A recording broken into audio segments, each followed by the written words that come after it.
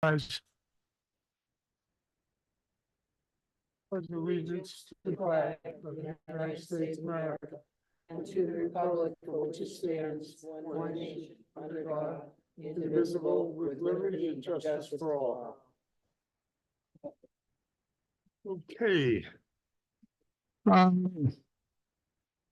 We have a public announcement, I believe, from our golf director. Is he here?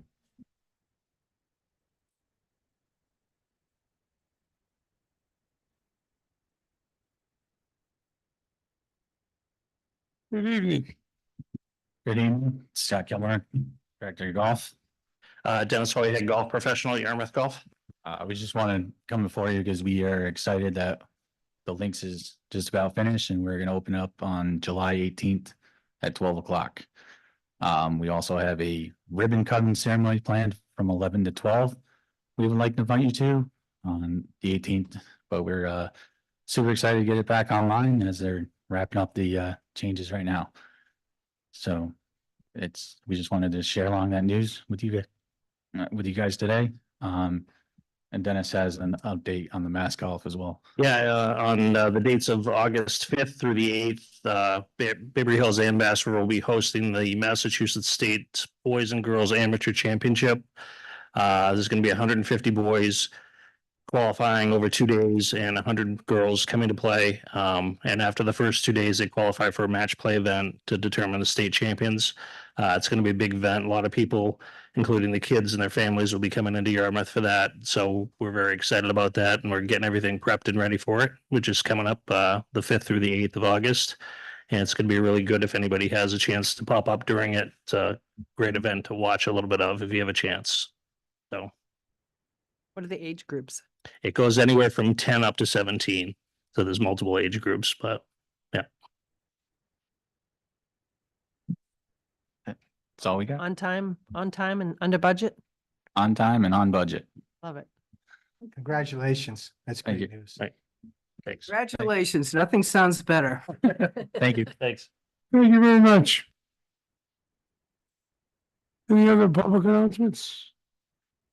No? Okay.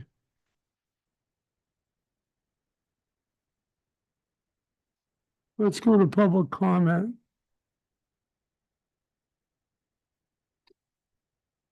Anybody have anything for public comment?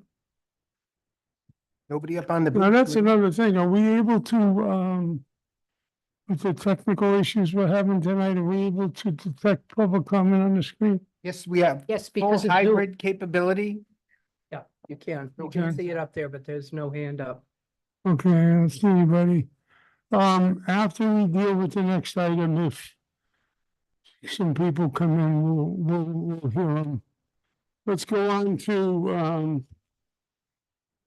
the fire, department promotions and new hires. We're gonna recognize our fire chief for that. Enrique Erascu. And I understand we have a new deputy chief and some other positions that were filled as well as new hires. So you want to take us through that? That'd be great. Sure. Good evening. Thank you for having us here today. Excited to present in front of you some of our promotions and some of our latest new hires, so you can meet them and we can introduce you to them and recognize them here tonight. I'm going to start with deputy position that we filled after an extensive process, an assessment center and an interview process. And we're happy to announce that we promoted Captain Scott Smith to deputy as of last month. So congratulations.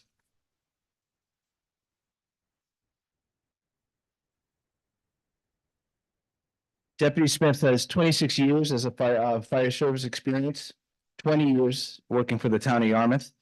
He's come up through the ranks as a firefighter, a lieutenant, a captain, and spent some time in fire prevention. He works with the Barnstable County Technical Rescue Team, and there he serves as the training chief. He's also a part of the Barnstable County Incident Management Team. Deputy Smith has a master's in public administration with a concentration in emergency management He's credentialed as a fire chief in the Commonwealth and is committed to service to others for his entire career. So congratulations to Deputy Smith.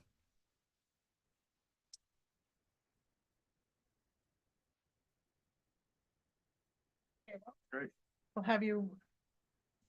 We'll have you repeat after me. And then we'll have you sign your form and this spare. So please, I state your name. Do solemnly swear and affirm that I will faithfully and impartially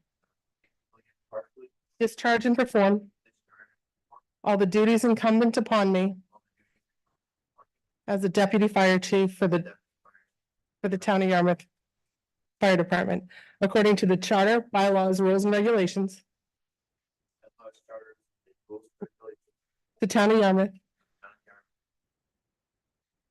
The Constitution and laws of the Commonwealth of Massachusetts. And the Constitution and laws of the United States of America. So help me God. Congratulations.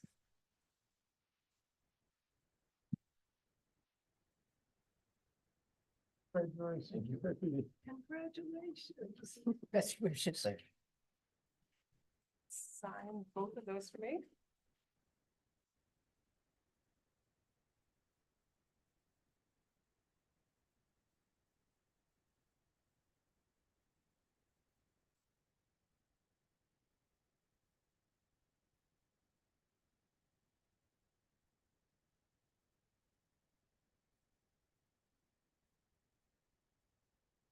All right, before we move on, and I introduce you to our next promotions, I will take the hit and apologize in advance.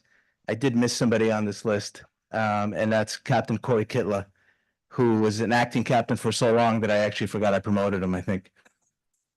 The fortunate news is that he had no desire to come tonight, so but that's great. We'll recognize him another time when he's not ready for it and he can't bow. So Captain Corey Killer has done an awesome job for the fire department for many, many years. He's a dedicated member. He's a dive team leader. He's also on the tech rescue team. He's a Mass Maritime graduate and does tremendous work for the Yarmouth Fire Department. So I just want to recognize him even though he's not here.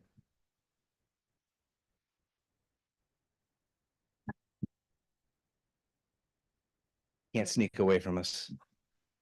All right, so because of some of these promotions, we've obviously had some movement in some other key positions at the department. I'd like to introduce or reintroduce Lieutenant Mark Aboud, who has taken over as the EMS training supervisor.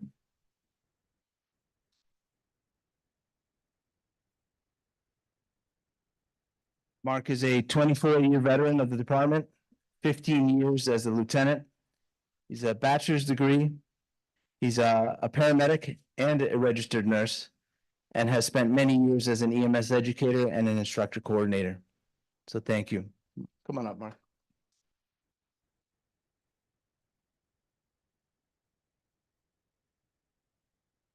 Lieutenant Chris McMahon. Lieutenant Chris McMahon has moved into fill the role of fire prevention officer. He was born into the fire service, the son of a Norwell fire lieutenant. Spent 5 years as a call firefighter working with his brother and father, who both retired as captains. After a 14-year break, he was drawn back into the family business after the events of 9/11. He's a graduate of the paramedic program at 4Cs, a 9-year veteran of the department, the last 5 spent as the EMS training supervisor. He's got a bachelor's in communications, a master's degree in emergency services management, and was the recipient of the outstanding recruit of his academy class. He is fire instructor, CPR, ACLS, and fire officer 2, credentialed as a fire prevention officer, and also has a commendation for saving a victim from a house fire on Sullivan Road.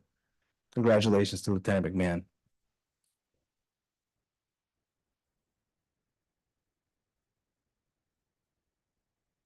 And Brian Grall.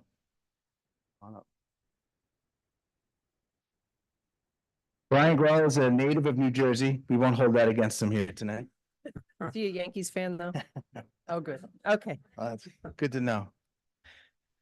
He has been on the department for 7.5 years. is a paramedic and has an associate's degree in paramedic science.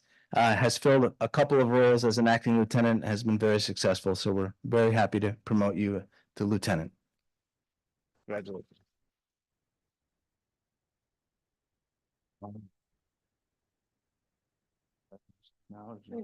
Yeah, all right. All right, and send some of our new hires, three of our most recent hires. Firefighter paramedic Ethan Hall. Come on up.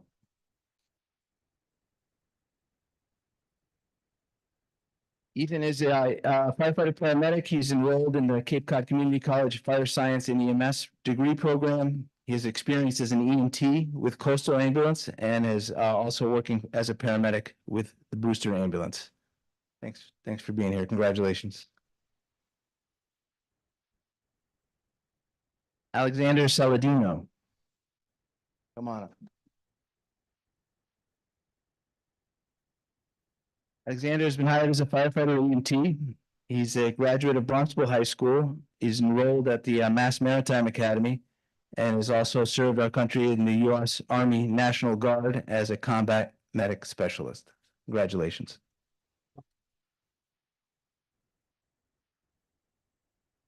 And last but not least, Samuel Smith. Come on up, buddy. Thank you.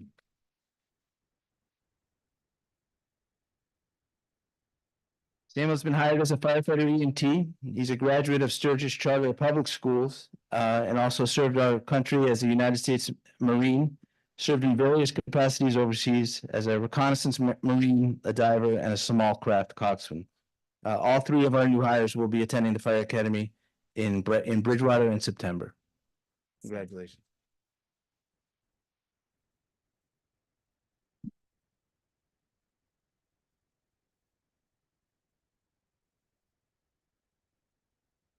All right, thank you, gentlemen. If you'd all step forward, raise your right hand. Repeat after me. When the two places I'll pause is for you to state your name and then for you to state your individual titles. So you can just start right to left and we'll go down, okay? So please state your name.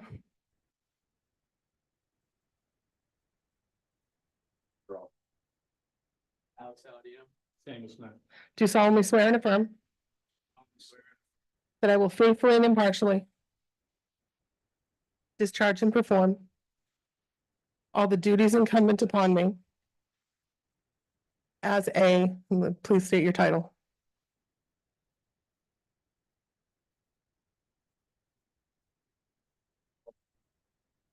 For the County Yarmouth Fire Department, according to the charter, bylaws, rules, and regulations of the Town of Yarmouth, of the Constitution and laws of the Commonwealth of Massachusetts, and the Constitution and laws of the United States of America. Constitution and laws of the United States of America. So help me God. Congratulations. So if good. Forms for each of you to sign. Congratulations. Congratulations. Congratulations.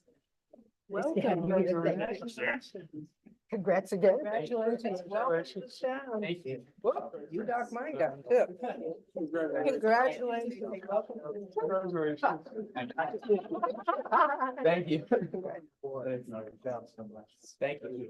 Thank you. I'm so glad that COVID is over. I know, we can touch me. Year did you graduate from Sturgis? 2017.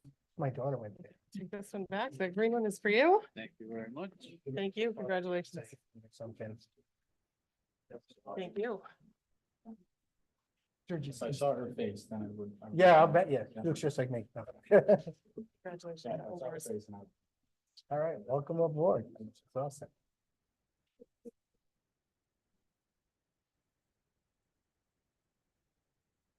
Thank you. Thank you. Congratulations. Take that. That one's yours. Thank you. Good job. Thank you. Thank you very much. What a great group of guys. Thank you all for coming today and congratulations.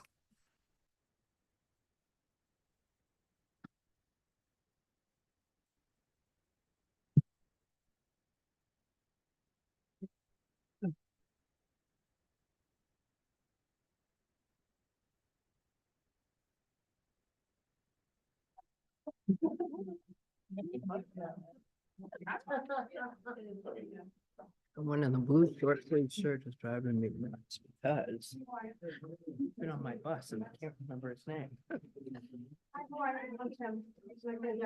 Scott's son, Scott Smith's son. They look just alike. That's it. Thank you. Can you tell? Deputy Smith, I should say. They look just alike. They do.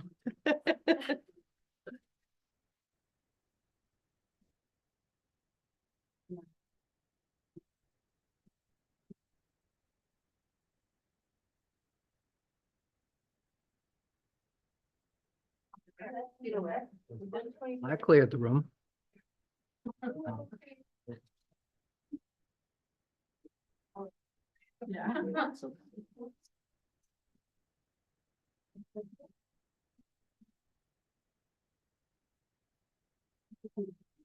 Yeah.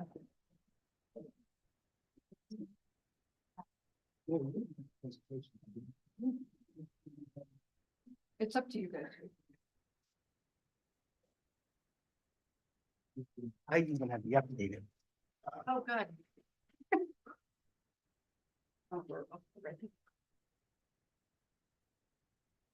Yeah.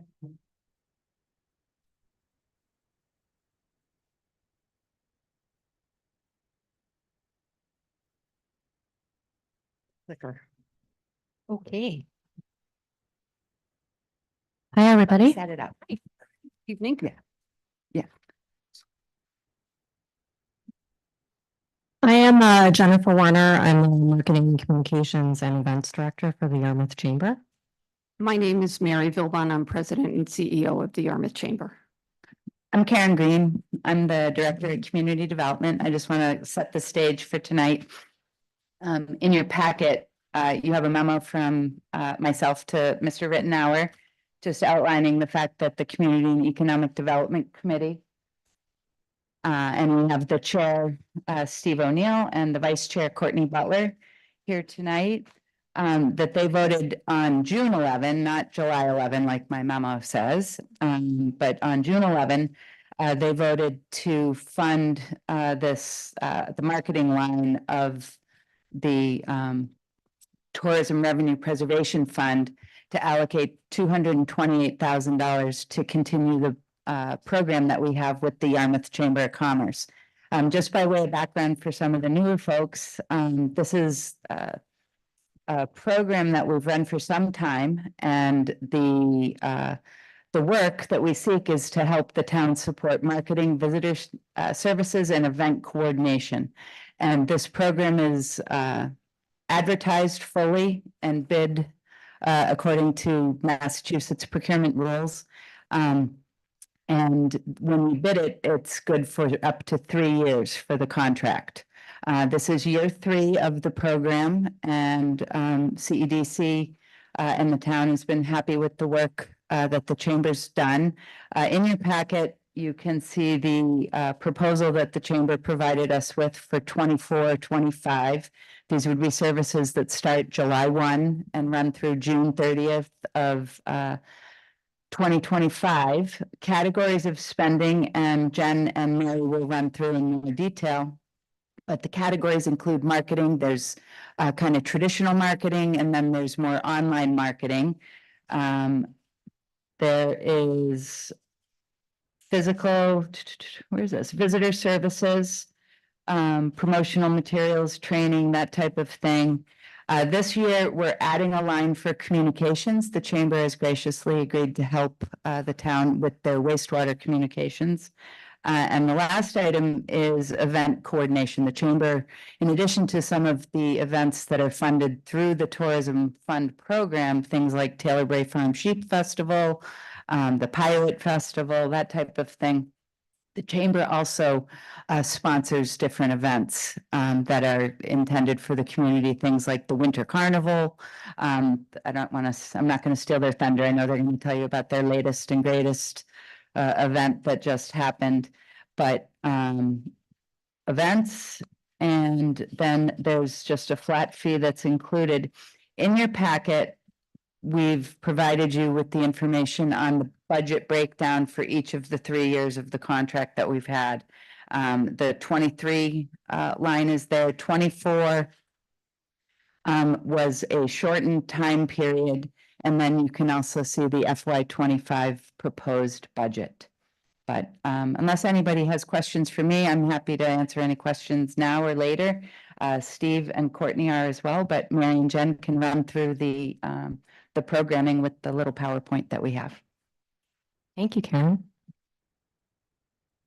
So first in the contract, we have our online section. So that includes our social mirror advertising, which is done on Facebook, our giveaway packages that we use from local businesses, and we use those for various marketing campaigns. We have our weather trigger ads, which is also a campaign we've done in the past that's been very successful. Our geofencing campaigns, our over-the-top commercial, which is taking our marketing video and showing it over streaming services. And then also our website, which is yarmouthcapecod.com, and then monthly maintenance for SEO for our website as well, which is also a continuation from the previous contract.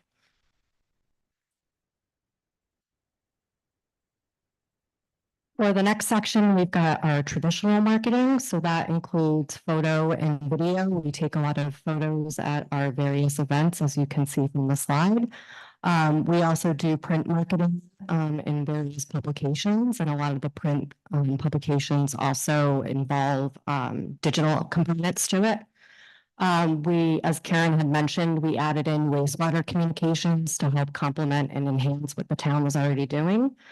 And then we also do several radio campaigns around different events. And then something that we're currently working on that will be done within probably about a week or so is we are doing a Yarmouth jingle. And we will be jingle on a lot of different radio stations throughout the year. Then we also have promotional materials, which you have in front of you. That would be the beach buckets, the mugs, and our cell phone protector wallets and other things that we get throughout the year. And we give those out at our visitor centers and also at other events. And then for visitor services, we have our training programs. We have public enhancements. We purchase daffodils, and we plan on doing a Route 28 improvement project. We will be planting those daffodils in the fall, and then they should come up in the spring. And it's hoped to approve the aesthetics of 28 as you're driving through it. We also have the beautiful seasonal banners that you see on 28 as well.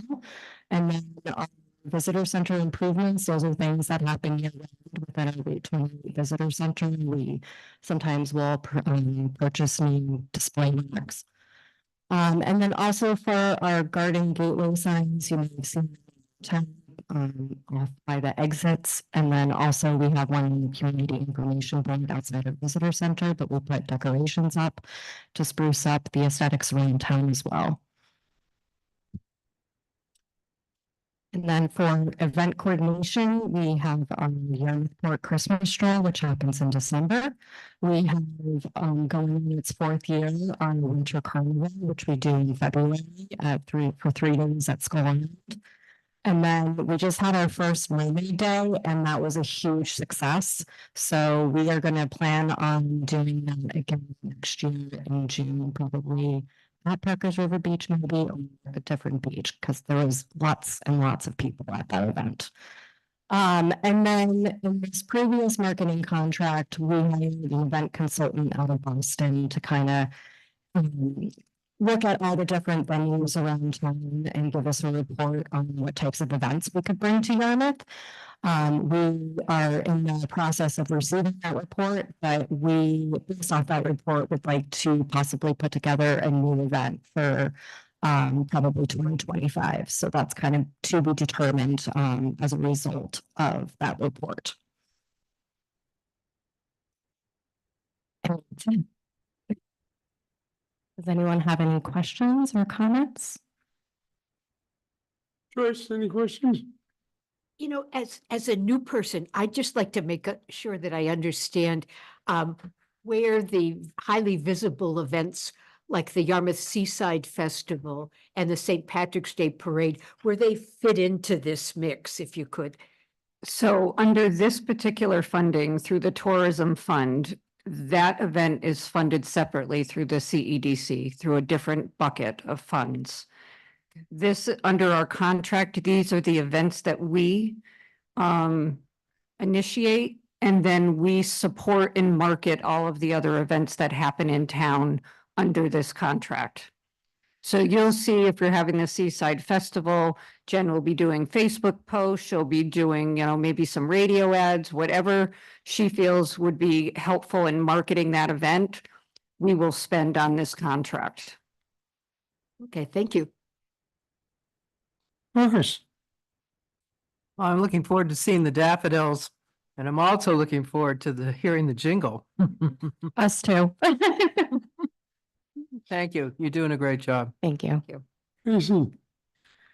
I just wanted you to kind of go back to that to be determined part, because I see there's 39,500 this year to be determined yet.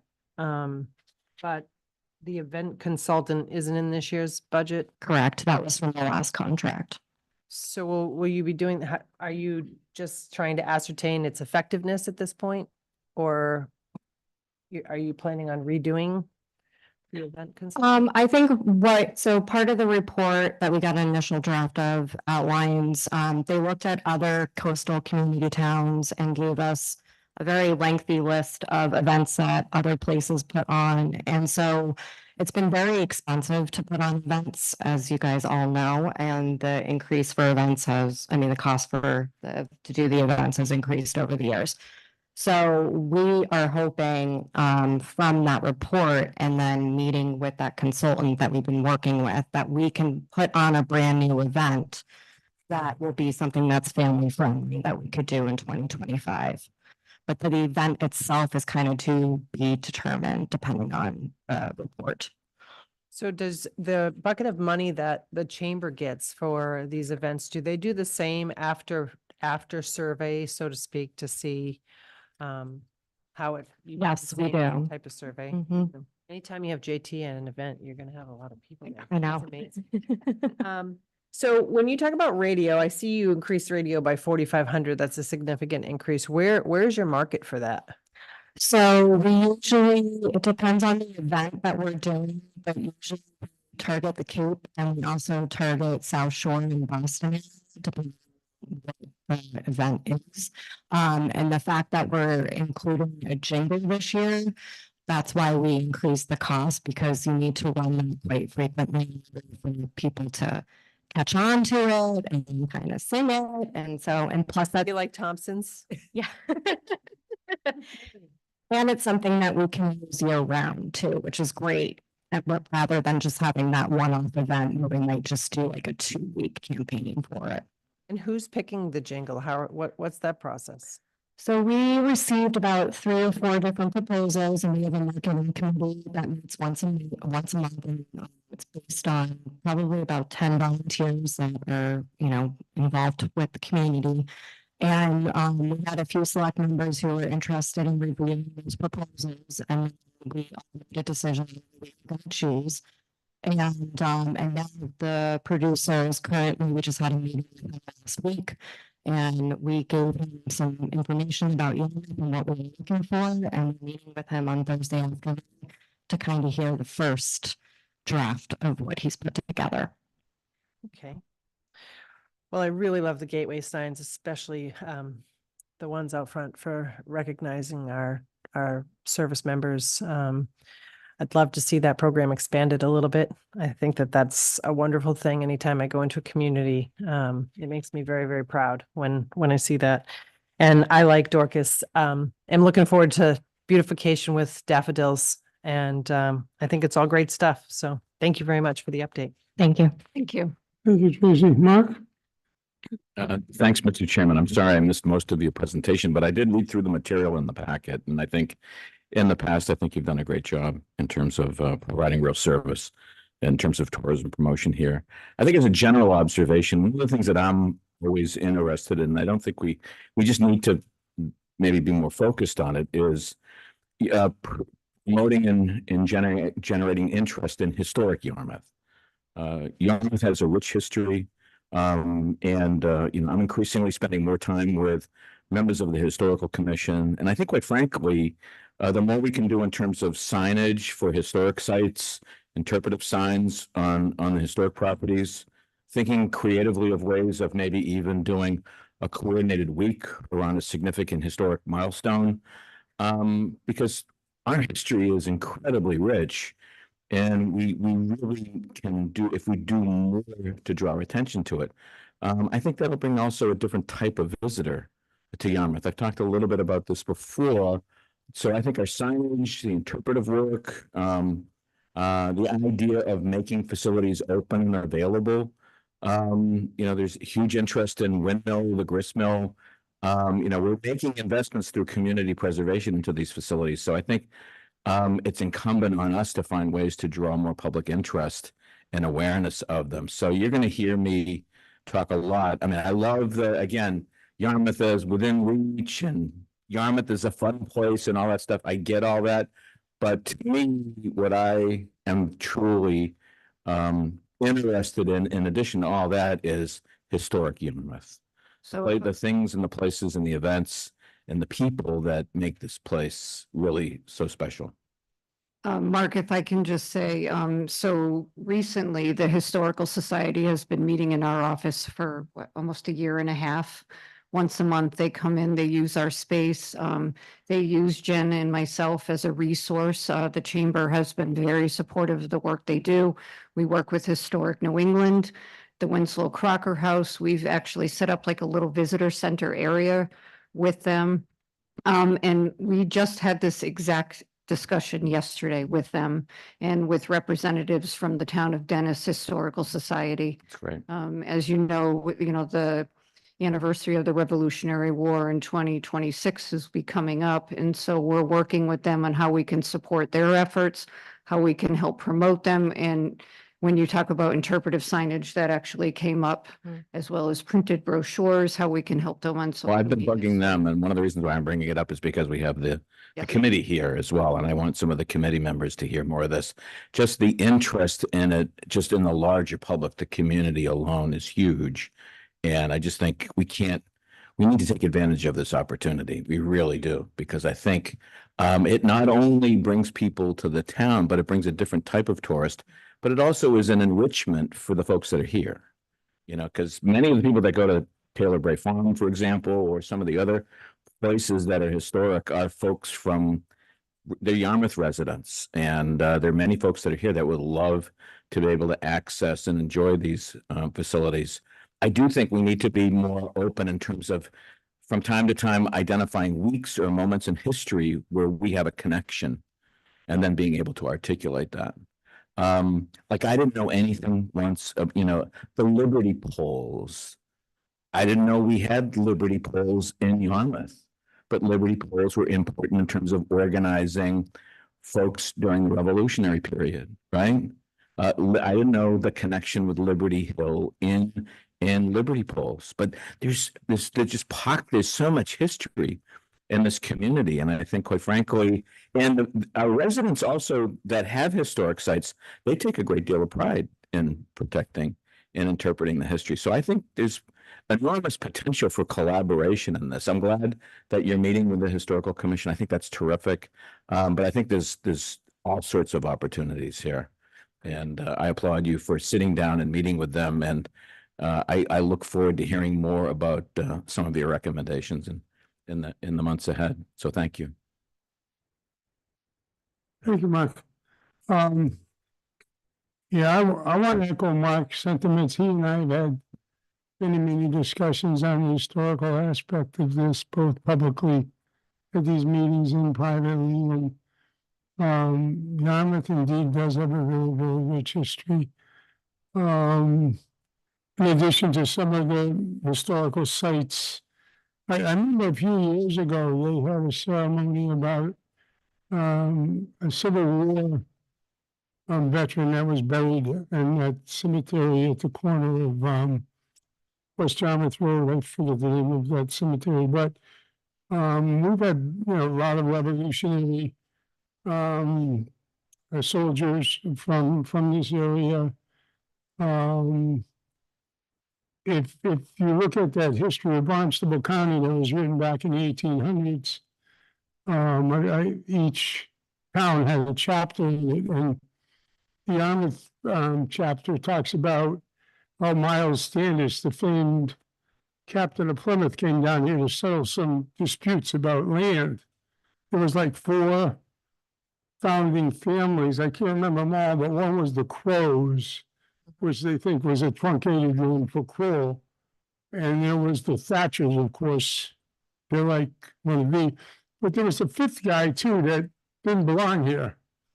That came and staked out a nice home site for himself, but they gave him a pass. They didn't want to make a big issue out of it, but yeah, Miles Standish, not too many people more famous than he was in Plymouth Colony. He was a captain of the militia, and there's all kinds of very, very rich history in Yarmouth, and I like to see that featured. And the materials that you gave us, there was a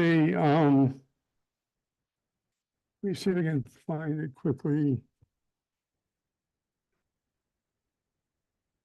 Mike, you will love the inside of the new brochure. You and Mark both. I'm also a history buff. Look at all the local history stuff and organized by century Nice. with a map. Yes. So one of our local residents from Yarmouth Port helped design that brochure about 3 years ago. Rory Marcus is her name. And that was part of our conversation with the Historical Society years ago. We've been working with them probably for 8-9 years since I've been here, because we tried really hard to engage, not just Yarmouth Port, but to Mark's point and the chairman's point of the history of Yarmouth and the value that has, not just for our residents, but for our guests. Yeah, Mr. Chairman, if I could, just as an aside, they've been here before us. And we've had the same conversation with them. So we've been encouraging them to get energized and get excited, that we've let them know that as a board, we'd be very interested in what they're doing and very supportive. So you're getting the same cheerleading that they get. And it's important that all of the committees that are involved in this, it's not just the Historical Commission, but it's all the various groups that they work with. I mean, it's helpful for us to talk to them, but it's also important that we let you folks know what we're telling them and how we're encouraging them to be, very engaged in this whole topic. So it's important to bring that up. Thank you. I'm Courtney Butler, the vice chair. That sounds to me like the Community and Economic Development Committee title. So I'm very excited to partner with you guys and work on this, and hopefully we can bring them in for a joint meeting and talk further, because we do have a new town seal launching in a little bit, and that talks a lot about history in the town, and I think we can certainly work on some events around the history here. But again, Mr. Chairman, if I may, we also have a bucket of money that's for signage. And I do think that, and now I've heard complaints, and I don't want to get into any negativity, but I know they're very interested in doing more on the signage. So my hope is that we can find ways to squirrel away some more money, on the signage piece of this. So to really with a focus on the historic sites and interpretation, things that can educate visitors on the historic, assets of the town. So thank you. Yeah, thank you. The statement that I wanted to ask you a little more information on. It says in the literature, the 2024 marketing events and communications contract included funds to secure an event consultant to conduct an analysis of the current events in Yarmouth, evaluate both private and public venues, and present a detailed and insightful report with data to the Yarmouth Chamber of Commerce no later than June 30th, 24. Was that done? It was. It was. So we received it in our office on June 30th, 2024. And right now, Jen and myself are in the process of reviewing that in just sending, questions and comments back to that company so that we're clear on the information that they've provided us before we release it. So you're looking at that now? Yes, it's, right now it's 22 or 23 pages that they submitted to us, Oh, yeah. their findings, so it's very in-depth. No It says the surprises. report will have an evaluation of event spaces, a list of types of events that are likely to succeed, and a recommendation for best practices for event management, and a curated list of event promoters who can contribute to the town's thriving events. And, as you digest that and analyze it and add your own input, I'd like to have you come back and give us a more detailed report on that. We That would would be love to- very interesting. We would love to do that. Thank you. Anyone else? Okay, thank you. Thank you. Thank you so much.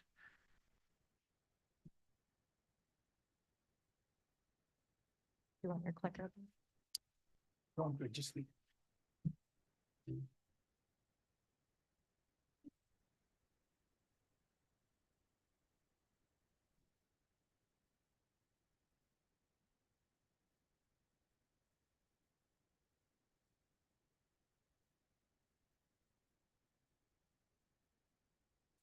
You getting packet landing ready, Rob? Yeah, you getting that ready? Yep, okay. Really interfering. What are you talking about?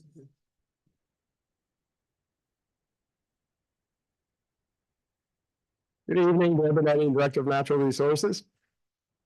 So I'm here tonight with Brittany Hofberger from Woods Hole Consulting. Just to give a little background on the project that we're going to give an update on tonight. 2 years ago, when Carl Von Hohn was here, he worked with Kelly Grant, Conservation Administrator at the time, Amanda Lima, Town Engineer, on applying for a municipal vulnerability and preparedness grant, which town was awarded the grant, hired Woods Hole Group to do a townwide assessment of all municipal infrastructure that would be affected using models projecting way out to 2070 by climate change, sea level rise, storm surge. As a result of that assessment, Packet Landing Park and Marina, Packet Landing Marina was the top priority for town infrastructure. Due to the resources that are there, the economic driver that the marina is and has historically been. So with that, we applied for another grant last year through Coastal Zone Management for coastal resiliency. This time I was the staff person that worked with Woods Hole Group to develop a scope and apply for the grant through CZM. We were awarded an $80,000 grant through CZM. The town had provided a $20,000 match that was funded in town meeting of 23. So with that, we developed a team. We had multiple stakeholders meetings with multiple town staff. Myself, Amanda Lima again, Brittany DiRienzo, Conservation Administrator, Kathy Williams, Town Planner, Captain Corey Kitler from Fire Department, as well as representatives from the commercial fishing community. We also had a open public outreach meeting here at Town Hall on a Tuesday night that you all weren't meeting, which was well attended, and then we got a lot of good input. So with this grant that we received from Coastal Zone Management, what that was an alternatives analysis to come up with multiple plans to build resiliency at Packet Landing. At the end of this process, there was a preferred alternative, which Brittany will, when she goes to her PowerPoint, share with you. the alternatives that we looked at and ultimately the preferred alternative that, that we have settled on. So, with that, Brittany, would you like to go through your PowerPoint? And maybe before we jump right into the packet landing, I just wanted to make a couple more comments to fill in some of the information here. I think it's critical right now. I mean, as a community, that we acknowledge. One of the things that you know, since I arrived here, you know, we just in terms of the whole coastal resiliency piece, it has always been just an overwhelming concept for the town. Millions and millions of dollars in terms of trying to protect local infrastructure. And we just have had a difficult time with so many needs, having it funded 100% locally. That's just an impossible scenario, and it's very untenable. And in working with the capital program, we have had a lot of experience in managing these types of projects. The funding that is available right now at the state level through some federal funds is higher than it's ever been before. And the approach that we've taken in building this whole team is to have a very targeted and methodical approach. And we've funded the studies to do the detailed coastal resiliency planning, the municipal vulnerability assessment program, an analysis of, you know, where sea level is going to be 2030, 2040, 2050, a detailed analysis of all of the town's coastal infrastructure. And by that planning process, what we've done is enabled the town to be eligible to apply for all of the grant programs that are available, so that the town isn't forced to come up with 100% funding for all of the projects that we do. We're responsible for just the match. And that's our strategy now, is to work, now that we have a detailed prioritization of the most at-risk facilities. We attack each one, develop alternatives, develop funding strategies, programs, and this is a perfect example of this. Packet landing scored as one of the highest priority coastal infrastructure projects for the town, for resiliency. There's big budget numbers associated with them.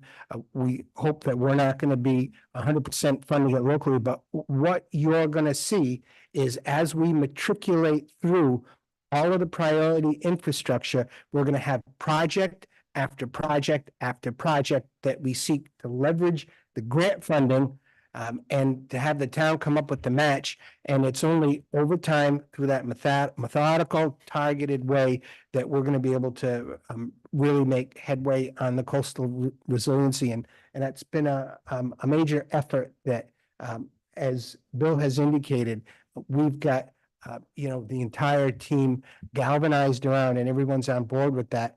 And the Woods Hole Group has done some great work for us, as you'll see tonight. But I just wanted to kind of give you that a little bit on what the background of what we're trying to achieve with this. Mr. Chairman, I'd like to comment on that if I could. I think particularly with the new board, I think one of the things that's going to be incredibly helpful is rather than us getting grant applications on projects that have been designated by folks to be a priority, I think the board needs to be really briefed on the projects, the issues, and the board needs to be involved in the setting of the priorities, particularly with this board and some of the new faces here that are on the board. So I would recommend that before we start writing other grant applications, that it would be really important to get the board involved in the conversation about priorities, because some of us have heard from other residents in town about other priorities, other areas that are critically important. So I think we all need to have a conversation, particularly since this board is the policymaking board for the town. I think it's important that this board be involved in the establishment of any priorities, and the board also participate in making some decisions about which projects, you know, deserve more attention. There may be projects like this that might rank or score high, but may not necessarily be priorities of the board. So I think at some point soon, particularly if we're going to be going after more funds, that the board be brought in and be fully engaged in this conversation. So I just want to get that out there Mr. Chairman. It's a great point, because that was my first question when he said this ranked among the top. Is it the top? I'd love to see the list. Right. At some point in time, I think of that, to Mark's point, I think it's Right. important, because unless you see the big picture, I know it's millions and probably billions of dollars, but I can think of a few places off the top of my head that I would think would be almost emergency status. So I'm not sure. I wasn't here for the process on how this got where we are. I'm happy we are where we are, but I would love to see the whole picture. Right. We do have the municipal vulnerability assessment, and it did score as the top priority for infrastructure. And then that is why we did want to come here and engage the board and give an update on this process. And because we are we would like to seek another grant opportunity through coastal zone management that we feel we'd be very successful in, where we wouldn't even really need to require or to have much of a match. It could be mostly in-kind services, which would allow this project to move forward to 100% design, permitting, and potentially bid specs for construction. So we were hoping to update the board, engage the board, and hopefully get a letter of support to apply for this next round of grants to bring this project forward through design and permitting, 100% design and permitting. Well, can I respond, Mr. Chairman? I'm not going to be on board in supporting any priority letter until this full board has an opportunity to get fully briefed on what we're doing for resiliency. One of the key recommendations in this plan, there are other, I hear the term resiliency used a lot. All right. The Cape Cod Commission has spent a fortune looking at low-lying roads under a resiliency initiative. All right. They've identified all sorts of other infrastructure that should be a priority for us.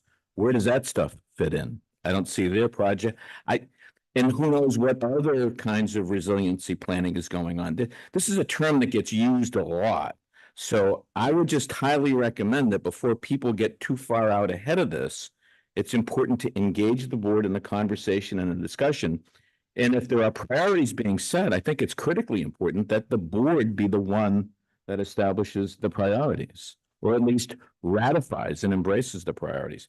I don't recall our board embracing or voting on any priorities related to MVP. Can you tell me when we as a board were briefed on the MVP and adopted a set of priorities, were presented a list of projects? I can't recall that. But I think it's incumbent before you get too far to do that. And I don't want to be negative on this. I'm sure there's a lot of great work that's gone into this, but like Tracy said, when I think of this is not the first project that comes into my mind. All right. I think you did vote the plan. You did? Yeah, we can come back and do the plan again. Okay, but I think it's important, like I said, with this new board, if we're going to be asked to be writing letters of support, I think we need to all be up to speed on what's going on. I know that Amanda was here last year presenting the final assessment through the MVP project. We need to do that again. Yeah, obviously. yeah.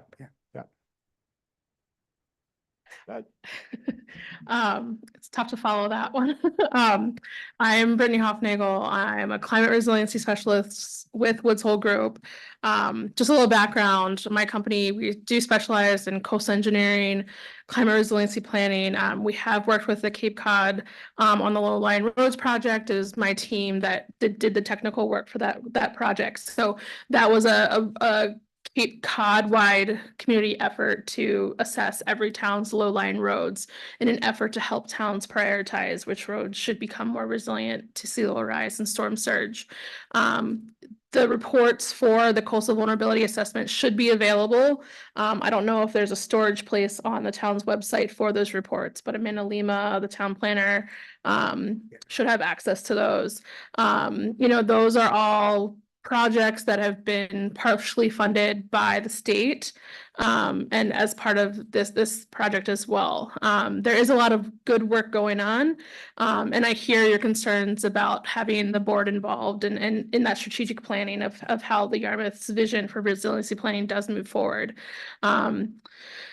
So, but we did work with Bill and his team for the Packet Landing resiliency planning that did come out of the results of the vulnerability assessment, and in conversations with the fire department, with the town engineer, with Department of Natural Resources, with conservation, we took an inventory of all of the town-owned and operated municipal infrastructure and assessed it to the impacts of sea level rise and storm surge, and then gave it criticality scores to see how critical those pieces of those infrastructure were to the town's function. And based on the vulnerability to flooding and the criticality score, the function of those assets gave us a score. And when you rank those is how these different types of infrastructure got prioritized. You know, we don't have to strategically go to each of these assets by ranking order, but it at least gives you a foundation of the most vulnerable assets that also serve as a critical function for the town. And so I would step back a little bit that, you know, this is a required listing of priority actions, but it just gives you an idea of the critical facilities in the town that are vulnerable, and Packet Landing was one of the top ranking, or was the top ranking asset, and was selected to move forward in resiliency planning. So I just, you know, want to do a little background. You know, Mark, you did mention about the historic and culture of Yarmouth, and Packet Landing does represent one of those sites that have a rich history in culture and historic. You know, this is an old photo, probably in the early 1900s, where Packet Landing is serving, you know, the fishing community and the boating community through history. And we can see, you know, the series of different types of bridges that have spanned Bass River. But again, you know, the historic nature of Packet Landing has been significant for the town of Yarmouth. This is an example of a 1960s postcard. Again, fishing commercial boats lined up against the bulkhead. I know it just emphasizes that historical culture of Packet Landing. So this project was funded by the state's CZM Coastal Resiliency Grant Program to conduct a conceptual alternatives analysis. And basically the goals of this analysis was to evaluate conceptual design alternatives that would enhance coastal resiliency, mainly resiliency to sea level rise and storm surge for the landing. And the outcome of this project is really advancing the design of a practical and feasible alternative that will help achieve the town's goals and objectives while avoiding minimizing adverse impacts to adjacent resources. So the functions. So Packet Landing Marina is critical for commercial fishing. There's commercial slip holders here. There's offloading vehicles. You know, the fishermen come here and offload catch and other shellfish, and provides some economic drivers for the blue economy here. So this site is important for commercial fishing. We also have the storage of emergency vehicle boats here for the fire department and Department of Natural Resources. So this is a crucial landing for marine emergency response. We do have the Coast Guard in Chatham and Woods Hole, but Yarmouth is a crucial midway point to offer services for water-based emergency responses. And then also have limited recreational boat slip holders here. So this is a site that's been historically used for these functions, and the goal of this project is to develop an alternative that continues to offer these services. The challenges that I think a lot of the area of Cape Cod is experiencing, but in Yarmouth is as well, is the Packet Landing does experience flooding in today's conditions. So if we have extreme water levels, a high king tide, if the winds are in the right direction, the timber wharf and half of the parking lot does currently get flooded in today's conditions. So, you know, the challenges that comes with that is that, you know, you restrict access not only for emergency response, really, you know, if you do have to have emergency response, you know, you can't get access to the gangway. So flooding in this area could restrict access. Continuous inundation can have wear and tear on the infrastructure and the equipment. And ultimately, if fishermen can't access their boats or offload the catch, we could potentially see a decrease in economic benefits. And so we're seeing inundation of the site in today's conditions. And those conditions, based on the state's sea level rise projections, are continuing to see these impacts through 2030, 50, and 70. And so this light blue area is showing that on a mean high water flooding, every day is likely going to start seeing flooding in 2050 time horizon. And by 2070, the light blue, the whole parking lot will become inundated during a mean high water event. So this is basically emphasizing that in the future, we might see daily tidal flooding, restricting access to the boat landings. If you want to think about storm frequency and intensity, those are also likely to increase as we go into the future. And so these are just a quick model visualization of the MCFRM. As the Massachusetts Coast Flood Risk Model, which is the state's standard tool for planning, resiliency planning. It basically gives you your indication of how often you might become flooded during a year from a coastal storm. And so we have areas of the parking lot that every year you might have between a 20 and 100% chance of flooding in a given year. And so that includes sea level rise projections, but waves, if there's enough fetch to make what waves go across Bass River, but it is basically your chance of becoming flooded in a coastal storm in 2030. So the project goals quickly is the town wanted to provide flooding protection from high water level events, maintain public access, and maintain critical access for emergency spots. And as part of this project, the other considerations we considered is we didn't want to reduce the number of slips or parking spaces, increase as possible, maintain connection for electricity and amenities for fishermen, slip holders, and other accessories, aim strategies for the 2050 time horizon, and supplemental benefits to improve wastewater or stormwater runoff would also be a plus. So those are the kind of the goals that drove our process.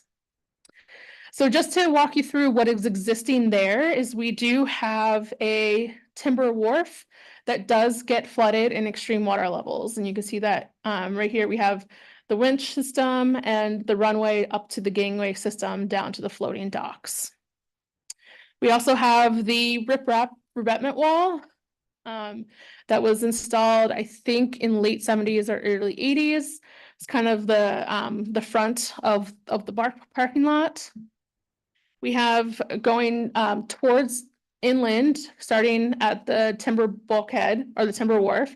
We have this timber bulkhead going into the land, and you can see that it's starting to wear and tear. There's decay, algae growth, and things like that. And then we also have the floating dock system and the parking lot with 19 spaces. So when we think about alternative concepts, we developed 3 different types of concepts through 3 themes: protect, elevate, and accommodate. So protect is really alternative 1, where we're proposing a sheet pile bulkhead on the preliminary of the property to help prevent flooding of this parking lot with a deployable barrier across the timber wharf. So we're keeping the parking lot as is, but just installing an above ground sheet pile wall to kind of help prevent flooding. Alternative 2 is that elevate theme, where we're still installing this sheet pile wall, but we're also elevating the parking lot. So now we have an elevated wall to prevent flooding, and also the parking lot is elevated, where we do still have a pitch down to the timber wharf. One important feature of this project was we didn't want to elevate anything too high to prevent fishermen from using the timber wharf in today's conditions. So we could not elevate the wharf as high as the parking lot, just so that even at low tide, if the boats needed to go and offload catch, that they were still able to do so. And alternative 3 was accommodate. So this was actually a loss of parking lot in the front, retreating the sheet pile wall backward, landward a little bit, and installing a little vegetated meadow to kind of increase the green infrastructure, the open space, and allow for a little bit more stormwater drainage and absorption. So those are the three alternatives. We did develop an alternative evaluation matrix. So we evaluated each of the alternatives based on whether or not they achieved the project's goals, what were the impacts to the implementation of the project, and are there any environmental impacts? I'm not going to spend too much time going through these, but we did do a due diligence to really compare each of the alternatives and really absorb their impacts to make an informed decision. We did hold a focused stakeholder engagement with the town planner, the fire captain, town engineer, and the Conservation Commission administrator to get their feedback and input, which caused us to make some adjustments to the alternatives. And then a public meeting was held on June 11th, I believe, where we actually discussed the work with some commercial fishermen and boat slip holders to also get their feedback. So with their feedback and the evaluation matrix, the town was able to make an informed decision. And so the selected alternative as of right now was alternative 2, which was themed around Elevate. So still that installation of the sheet pile bulkhead wall with the elevation of the parking lot with permeable pavement. So it would no longer be normal pavement, but it would allow stormwater to filter through the pavement while still increasing the resiliency of this parking lot by preventing flooding. So this alternative does achieve the project goals. It increases parking spaces by 1 spot. We do build resiliency to future tidal flooding. So with this alternative, it's likely that this alternative will no longer become Packet Landing will no longer become flooded in mean high water or tidal conditions. And there's minimal impacts to coastal resources and stormwater runoff. This does limit construction disruptions. So we can do the construction all at once instead of installing the sheet pile once and then doing another construction later on. And it does maintain existing uses. Fishermen can still use it, the recreational boat slip holders can use it, and it will still serve as access to emergency response through the boats. So our next steps are to apply for a fiscal year 2025 Coastal Zone Management Coastal Resilience Grant with the benefit of potentially receiving support by you all via letter of support. And that's all I have. Thank you. Okay, Joyce, do you have any questions or comments? I have a, so am I correct to say that the, I thought you said Tracy, I'm sorry. that's No, okay. go ahead, Joyce. I apologize. I didn't mean to jump in front of you. Joyce will be next. Thank you. And I really appreciate your attention to the very practical life detail of minimizing construction, that it can all be done in one construction phase with phase 2. I'm the newbie that they keep referring to when they keep saying the new board. Tracy has been here before, even though she was off doing other things for 2 years. I would love to see the list and the numbers, according to how important you think that they are. I'd find that a huge help. And I also just had, remember, I'm a newbie. One question. When you talk of applying for grants, are you speaking mainly of state grants, federal grants, or private foundation grants? So the grants that I have been working with for the town, especially related to municipal vulnerability preparedness planning and coastal resiliency, have been coming from the state. So the state is giving us, or the town, funds to then help us achieve these project goals. Whether or not, the state is maybe utilizing some of the federal funding, like through the ARPA program or other federal resources, I'm not sure on all of those details, But from our perspective and the town's perspective, the funding is coming directly from the state. Okay, thank you, Brittany. Thank you, Bill. Sorry, thank you. It's okay. A lot of great information here. So am I correct to assume that the wharf will be, it says 1.2 feet? What about the wall in alternate two? You said the water will no longer go into the parking lot, so how far does that wall get raised? So the wall is gonna be at elevation 7, which will only be about 1.5 or 2 feet above the ground. So the sheet pile wall is gonna be in the ground, and then the wall that you'll see above the ground will only be 2 feet. And what is it now? There's just a guardrail, like a wooden guardrail. But the parking lot right now that gets flooded is at like elevation 4. So the water levels get high enough that they're flooding the parking lot, which is at elevation 4. And so we're recommending elevating the sheet pile wall to elevation 7. Okay. So there's plus or minus like 2.5 feet. So am I correct to assume the permeable pavement, isn't there a lot of maintenance that goes with that type of application? There is some general maintenance, whether it's maybe vacuuming up if there's dust that comes off.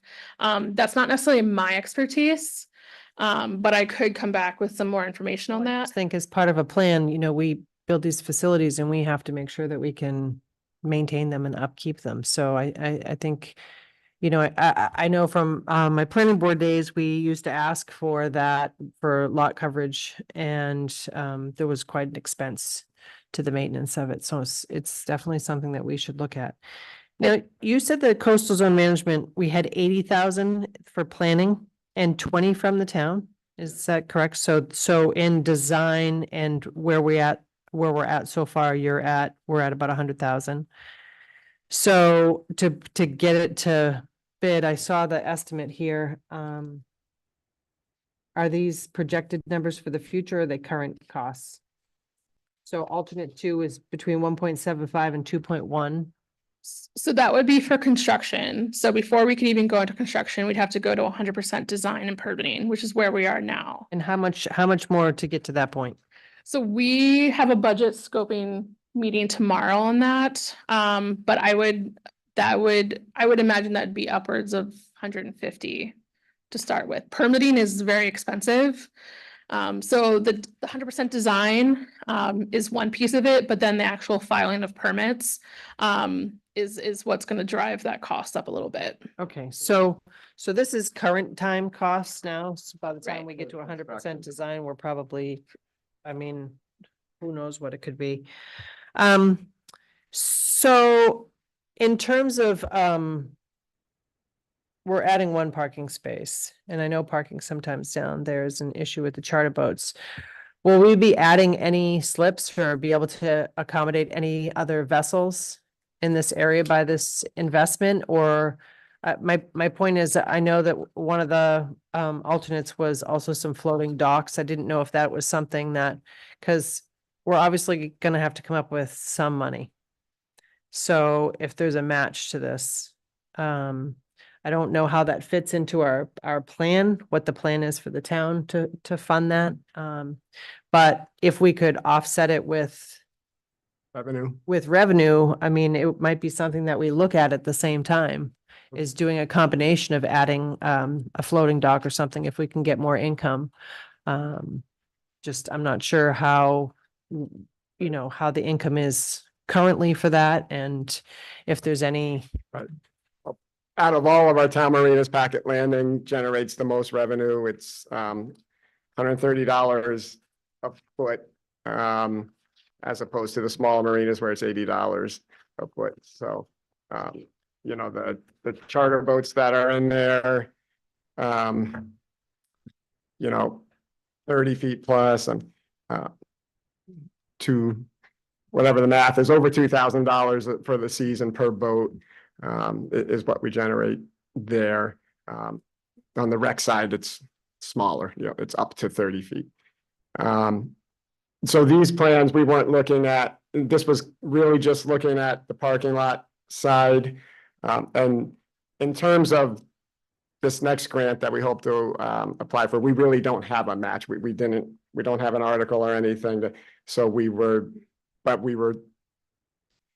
kind of shopping it around a little bit as much as we could. And we got the sense that, you know, it's not required this time, that whatever you can show, in-kind services. So we figured, you know, keep the momentum going, which is what CZM was in favor of too, since they, you know, funded this part of the project. This is why we really just wanted to, as I said, keep the momentum going. And even though we don't have a match right now, it wasn't required, whereas last year 20%, or it was required, 20% was required. In the future, could we add slips? Would I love to? Yes. But to your point, Tracy, the reason why we chose this alternative over alternative 3 or alternative 1 is to not lose parking, because parking is. But on the backside of the pavilion there, I know the septic's in the ground, but there's quite a bit. I just think sometimes we're very short-sighted in looking at, and I know what we're trying to achieve in terms of coastal resiliency here and protection. We built that gazebo very specifically with not having habitable space and all of that for that purpose. But I'm pretty sure the septic is on the backside of that.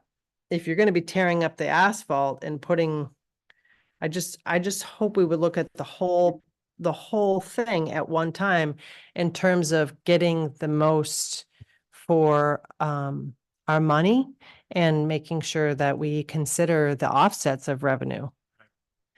Yes, and we did look at the septic, and which is why under alternative, this is alternative 2.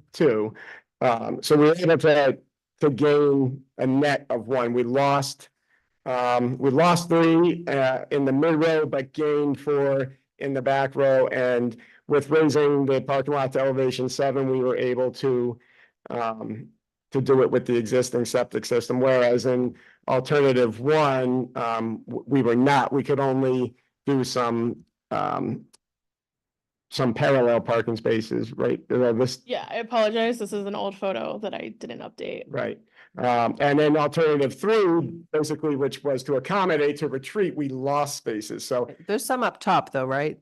There's some on the other side of the yes, gazebo. We're not proposing them touching, and I don't know if we'd have. we also, by the way, have the town lot that's next to Olympia Seafood Restaurant that we encourage our charter boat captains, if they have 6 passengers coming, please don't have 6 cars here. Please shuttle them down. Please park off site and shuttle them down so we can minimize parking, you know, at the marina. My other question is, I know a lot of the boats on the river here, there's a huge sandbar that's not too far from this. Is there any consideration? I don't know what dredging would do in terms of sea level rising and the cost analysis with dredging here.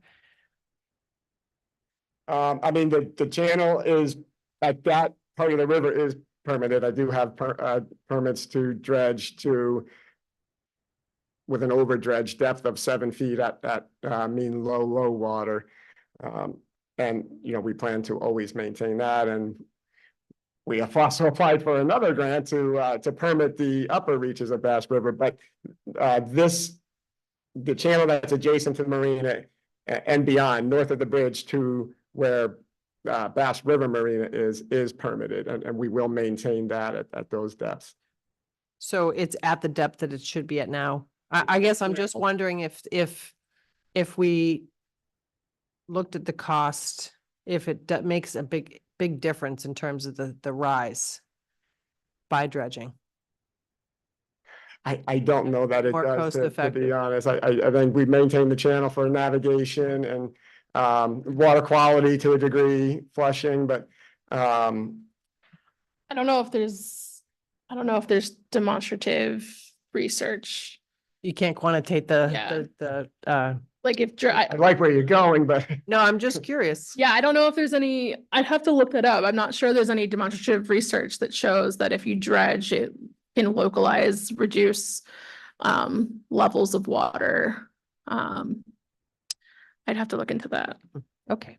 Amanda, when you dredge, I mean, is there some kind of rule of thumb as to how long those depths last before they start filling back up, and wouldn't that impact what Tracy is suggesting?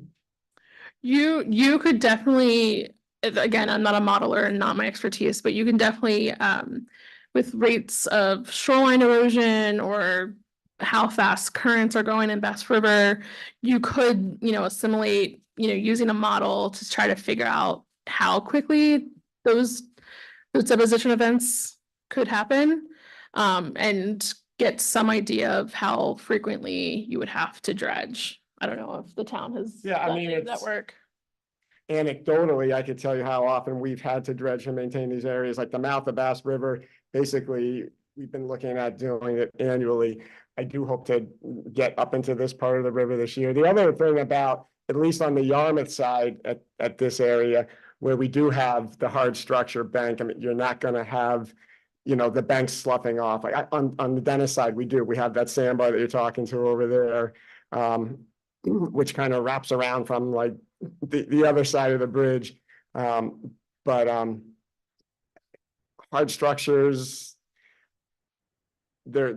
some of the grant opportunities encourage soft structures, but in this case, where this is existing, we have found opportunities where we believe we can get funding to maintain these hard structures. So what is your ask from us today? I'm just trying to ascertain what you're trying to achieve. To Mark's point, we just really wanted to have a discussion and bring you into the loop, engage the board, and we thought it would be helpful to have a letter of support to, I'm not on town meeting floor asking for money for a match. We don't think we need a match. We were gonna go for the grant. We just thought it would be helpful with the application to have Just for support from the board. For the remainder of the design. Okay. Yes. Yeah, so the CZM grant has a list of requirements. One of them is letter of supports from neighborhood associations, from town staff, town administrator, other collaborators, and Board of Selectmen. So we were just coming to come tonight to provide an update, and maybe garner the support with a letter of support to go towards the grant. All my questions for now. Focus. So if you got the letter of support from us, what you have before you then is something that's going to take you right up to the point of construction?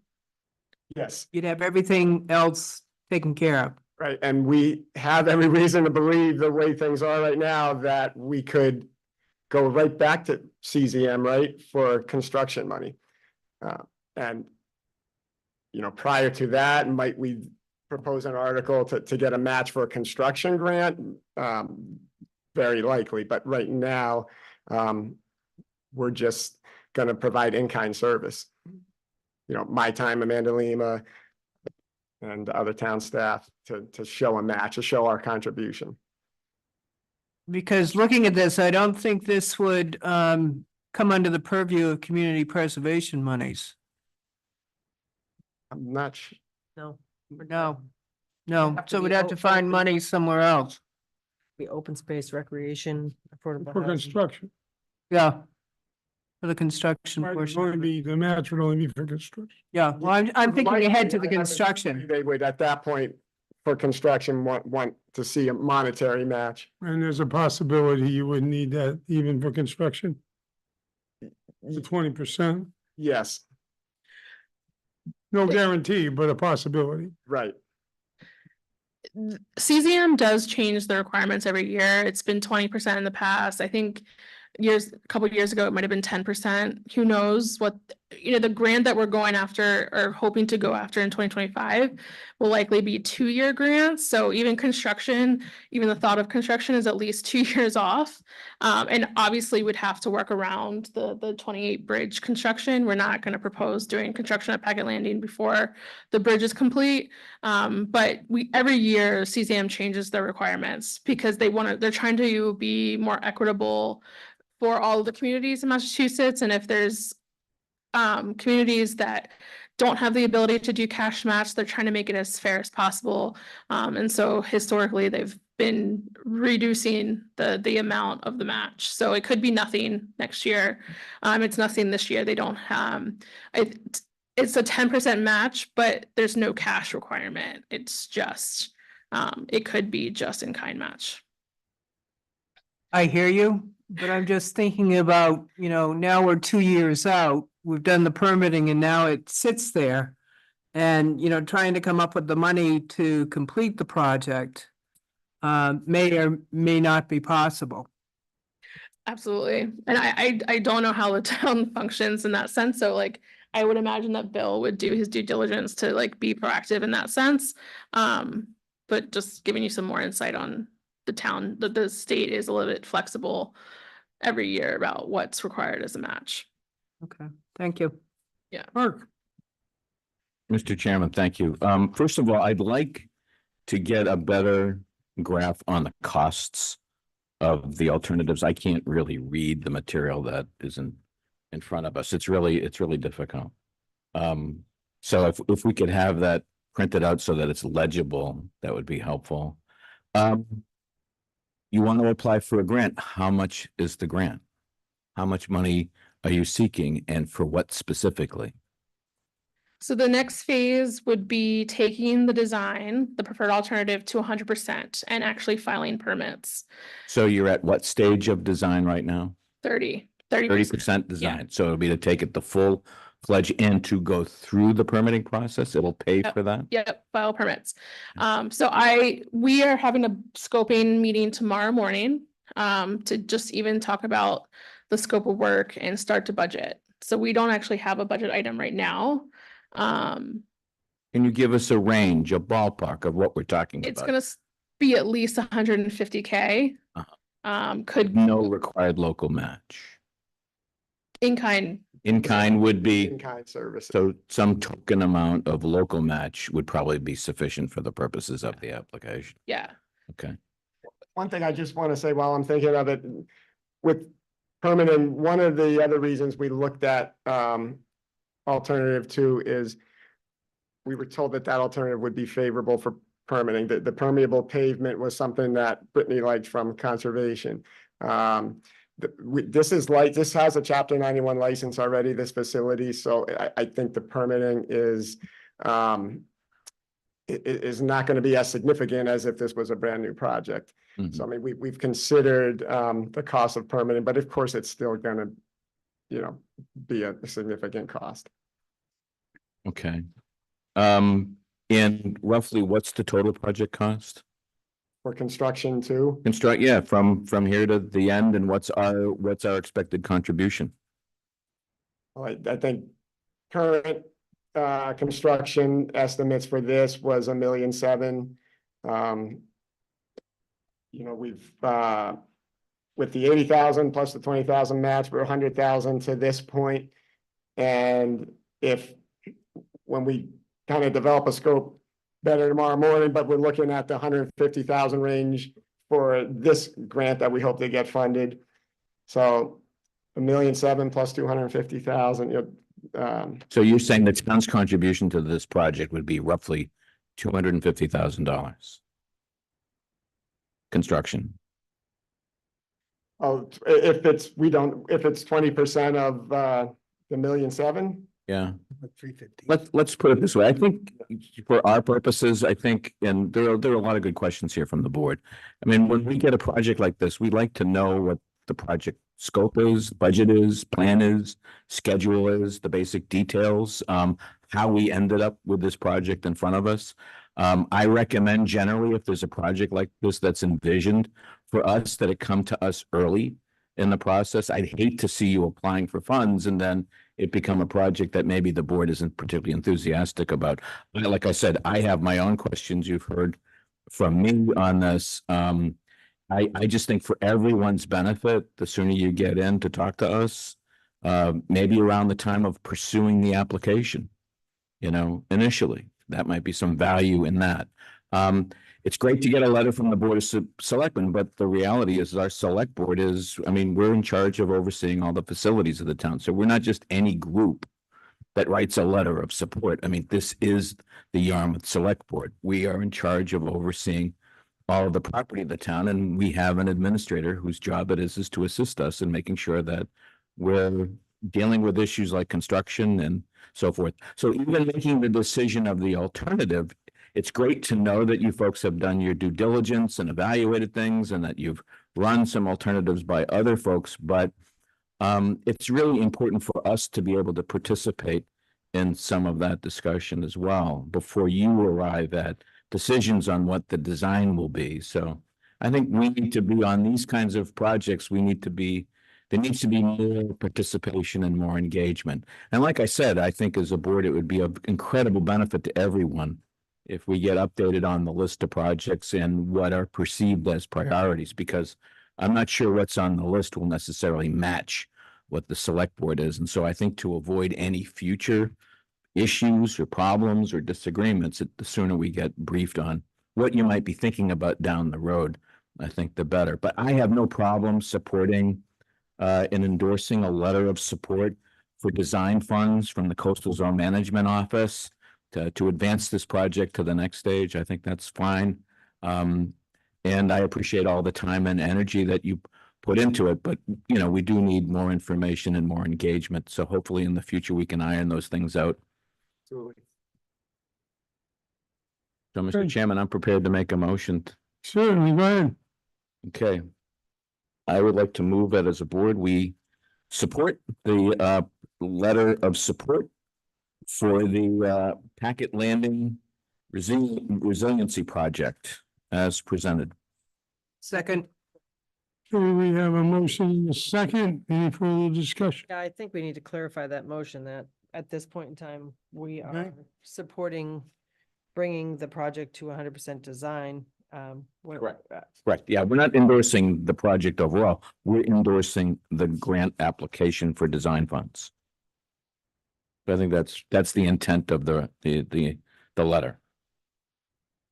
Okay, and you're amending your motion to adopt Tracy's comments? I think the Yeah. design piece is important. Yeah, well, that we're- the letter itself is relatively vague, Okay, and I think to some extent, the more, Is it prepared? yeah, we have a sample letter in front of us. It doesn't necessarily mention design, but I think to some degree the letter should be revised, and I'm fine if it's signed by the chairman, but it should. Right after the presentation on the computer. Make sure the wording is designed. Yeah, and again, we expect, should you be successful and go through the process, you know, we can have another conversation at the time you're ready to go after, because the big question is going to be, where is the local match going to come from?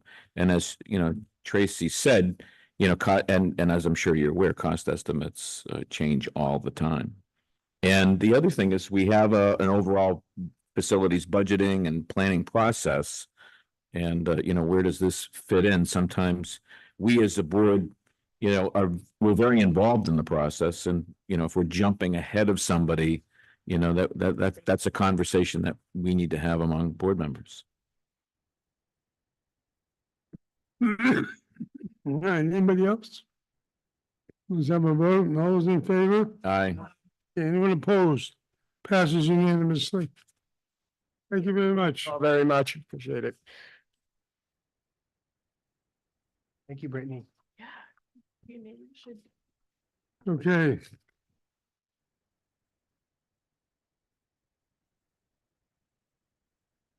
Packet's all out of order Mm, with the agenda. The tours, well, now we're back on track. Now you're down to town administrator. Yeah, let's look at, we don't need Bob for this. He's just the guy that's getting paid. Not John. Let's just look at this briefly, and I know Tracy's been through this before, but Joyce hasn't, and but Joyce, what's the evaluation process involved? Was this first document where you see at the top, unsatisfactory, needs improvement, satisfactory, superior, exceptional, you see that? Yes, yeah. So on the left, I we're don't good. want you to be too concerned because I've done evaluations like this for the compact administrator for years. Okay, Okay, yeah.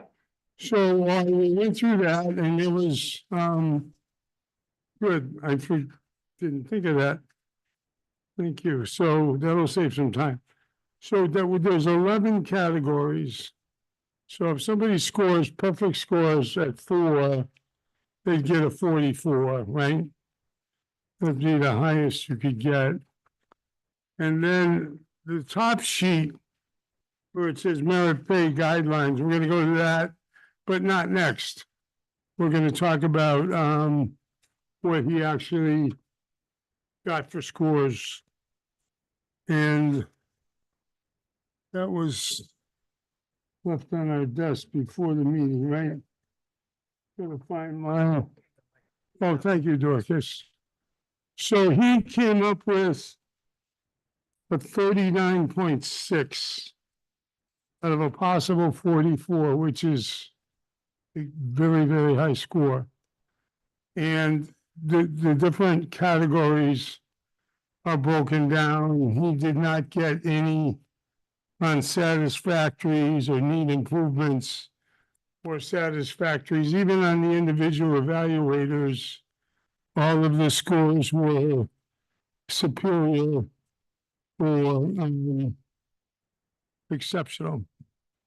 So based on that, the board, the board prior to our most recent election, designated Dorcas and I to be a subcommittee to advise as to whether we thought, what would be an appropriate merit pay increase. Now, Bob gave us these sheets, the ones I said we get back to, the merit pay increase guidelines, and you see that he's in the 5.5 to 6 range, and I believe his ask was 5%. And Dorcas and I thought that was reasonable and endorsed that. And then since then, we haven't been able to get the 3 old members together. So that's where we really are. In terms of Tracy and Joyce, I mean, you could do it 2 ways. If, assuming that Mark supports the recommendation of Dorcas and me, we would have our 3 votes. And you could just kind of come along for the ride and vote if you wished, or you can abstain. That's really up to you. If we get the majority vote, it really isn't going to matter either way. So any questions or comments, Mark? Yeah, can you just clarify the amount of the merit pay increase? The merit pay would be 5%. Okay. And that's would roughly be around, am I correct, Bob, around 10,000? Yeah, 9,000 and change. okay. Yeah. And that would be consistent with what we've done in the past, correct? Correct. Yeah. Okay. Yeah, I'm very supportive. Okay. Any questions or comments? No? Does anybody have a motion? Mr. Chairman, I make a motion that we approve the 5% increase for the town administrator. Okay, and that would be retro to his anniversary date, which would be, I have his prior contract modification. And I believe was April 5th, Bob. Yes. Mike, do we give him interest for our holding it? No, but we don't charge him either.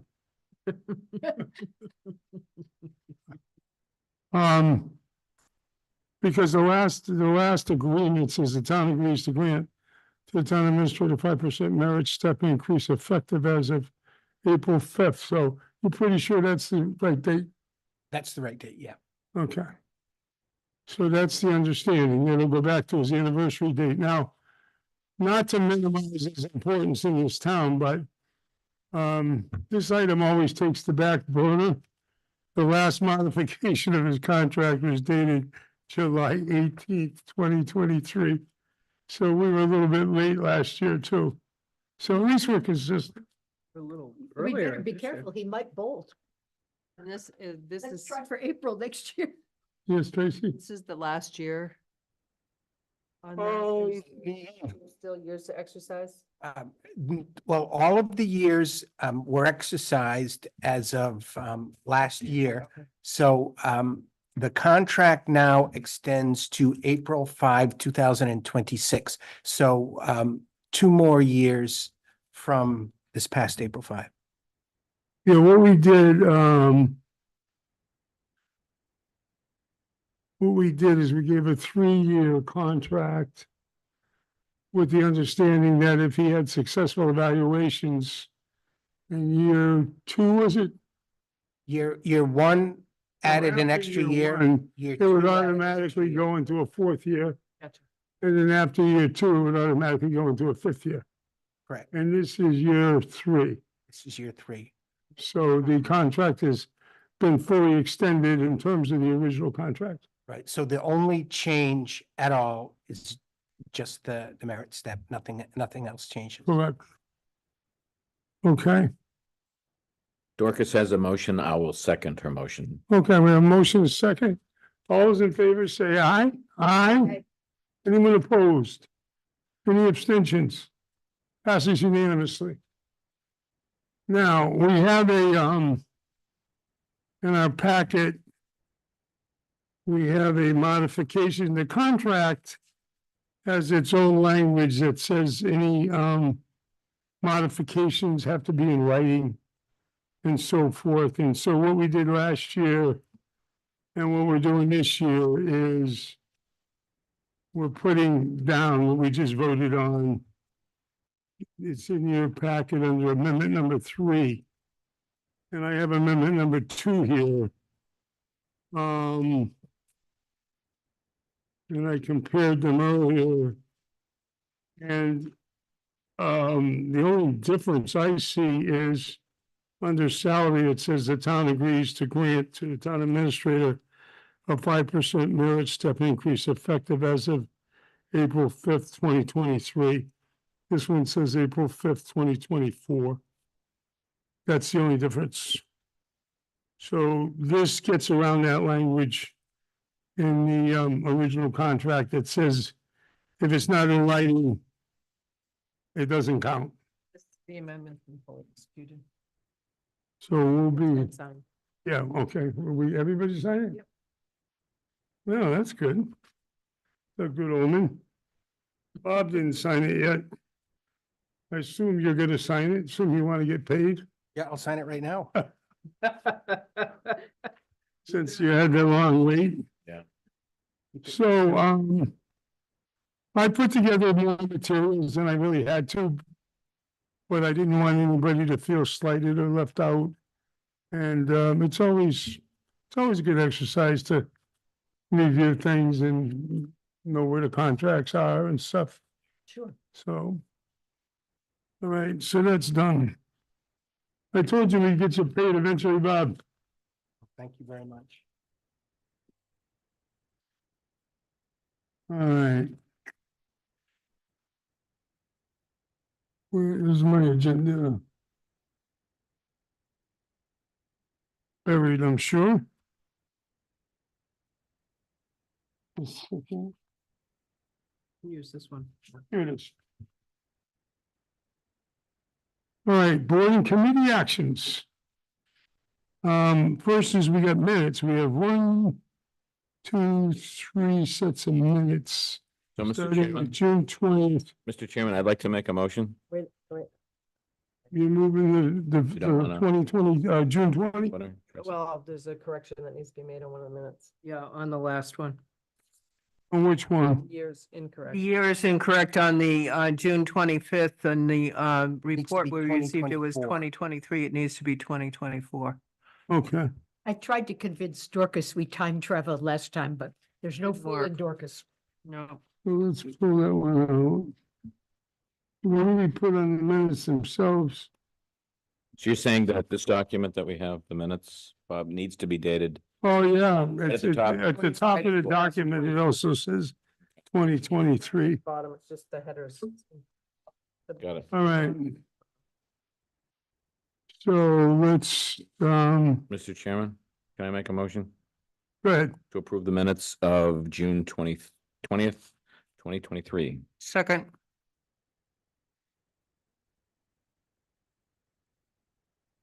of June 20th, 2023. Yep. No, I'm confused. Those aren't supposed to be 2024? No, the June 25. No, What? the June 20th and the October 10th are from last year, 2023. Right. We're still playing catch up. Oh, they are? Get the minutes all Right. the way up to date. Town seal on it, that's 24. The June 25th, 2024. Okay, well, my June. The other two are catch up minutes. So, The first one is June, so I made a motion to approve the minutes of June 20th, 2023. And I gave a second on that. okay, all those in favor? Aye. Aye. Anyone opposed? One abstention?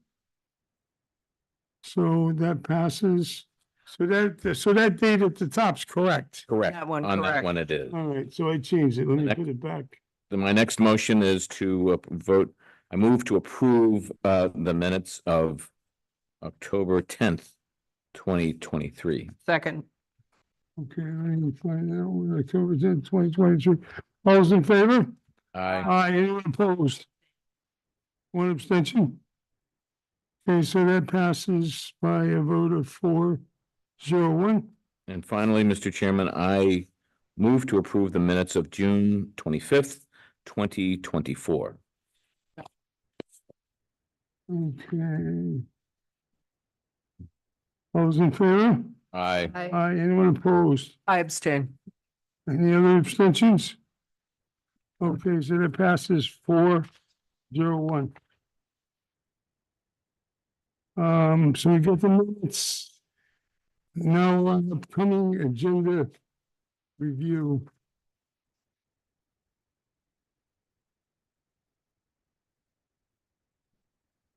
Our next meeting is July 20 over at the Simpkins. Correct. Will be, it's officially at 9, but if you get there 8:45, we'll have some nice pastries and coffee and hear Jerry's funny jokes. Okay. So that's gonna be dedicated entirely, well, shouldn't say entirely, that'll be advertised as a public meeting, right? Just in case, Yes, but presumptively, it'll be just goal setting. correct. Okay.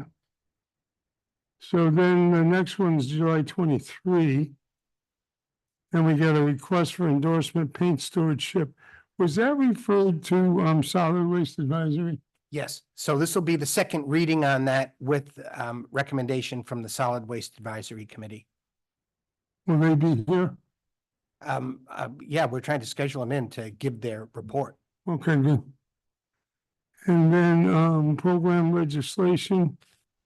What's that about? Thomas Irwin, DOSMC. That's the same thing. It's the same thing. Same Mr. guy. Chairman. The guy that we met last time from Dalton. It's all the same thing. It's all one sentence. So that one item is 3 lines on that. That's part of the paint stewardship. Yeah. Okay. Anybody have anything else for the 23rd? That they can think of? No, not me, Mr. Chairman. Okay, When is the housing authority coming? I see it at the bottom. About the development plans on Forest Road, when was, which one? all the way down at the bottom, the items that are. Yeah. At the Yeah, bottom. they're not currently Yeah. scheduled, but we have that in to talk about. Or we have them, yeah, we've invited them on numerous occasions to come here and update us on what they're thinking about. And that's been a Difficult. very difficult thing to schedule. So, Had last minute cancellations, if I remember correctly. yeah, Should we invite them on July 23rd? I'm gonna invite them again for that date. Send a I formal? need more, a little more lead time, but we can invite him. 2 years isn't Absolutely. enough. Well, Yeah. I'd like to be updated personally. I know we got an email, we've gotten some emails on it, so I don't know where we're at with. Well, we don't know. We're asking them to come and tell us where Oh, they I are thought you at. guys knew already. No, we don't know No. anything. No. We've asked them on numerous occasions because people ask us what's going on with it, and we say, well, we'll invite the housing authority to come in and we'll let you know when the meeting is so that you can hear from them what the plan is, and we keep inviting them and they keep either canceling or refusing to show up. So, Last meeting we had was over at the senior center. mhm. About 200 people showed up and Mm. Right, so comments. We could certainly invite them again. I think extending another invitation to come up sometime when it's convenient for them, give them a number of dates. Bob, does that sound? Sure, we can try for the 23rd for How sure. long ago have you contacted them? Maybe a couple of months ago? No, we haven't tried to reschedule them since our senior center meeting, so it was since last time, and it's been a long time. So this is an important point. We as a board asked them to host a public meeting Mhm. so that they can inform the public at large as to their plans. And that was conducted last year. I forget the date, but it was a very well-attended meeting. Mhm. And they got a lot of feedback Mhm. about from the community. And then, so, I mean, we at least accomplished that. The Mhm. problem was is that there weren't a lot of details that No. were provided. So in many cases, and I would say that many of the people that attended were not particularly thrilled with the presentation. So, I would say that they were left with a lot of unanswered questions. right. Right. And It's been going on for a decade. More it than. has, and so I do think it's valuable to suggest that they update us. But again, if it's gonna happen here, we need to be prepared for whenever that date is, we need to be prepared for the public to come in, and we'll want them to be able to Mhm. answer questions from citizens. I just have no idea what their plan is at this point, so. None of us, None of us. you're, do. you're not alone. They seem to be deferring a lot to the state, as I recall. Correct. We didn't seem to have a lot of, No, I think the impression, original plans or anything. no, I think what they were proposing at the meeting is to issue an RFP and invite a developer to come Yeah. in with a proposal. Let They- them take control of it. I was just thinking, we had a light agenda. Sometimes it's hard to get those things off the bottom.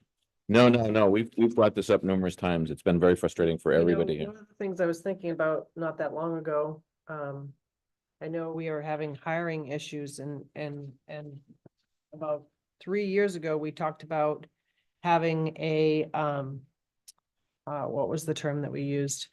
A group to look at our hiring processes for, to make sure that we were considering all, backgrounds, ethnicities, genders, and we were going to have a focus group or, on that. I don't know if you remember. I don't think that ever happened either.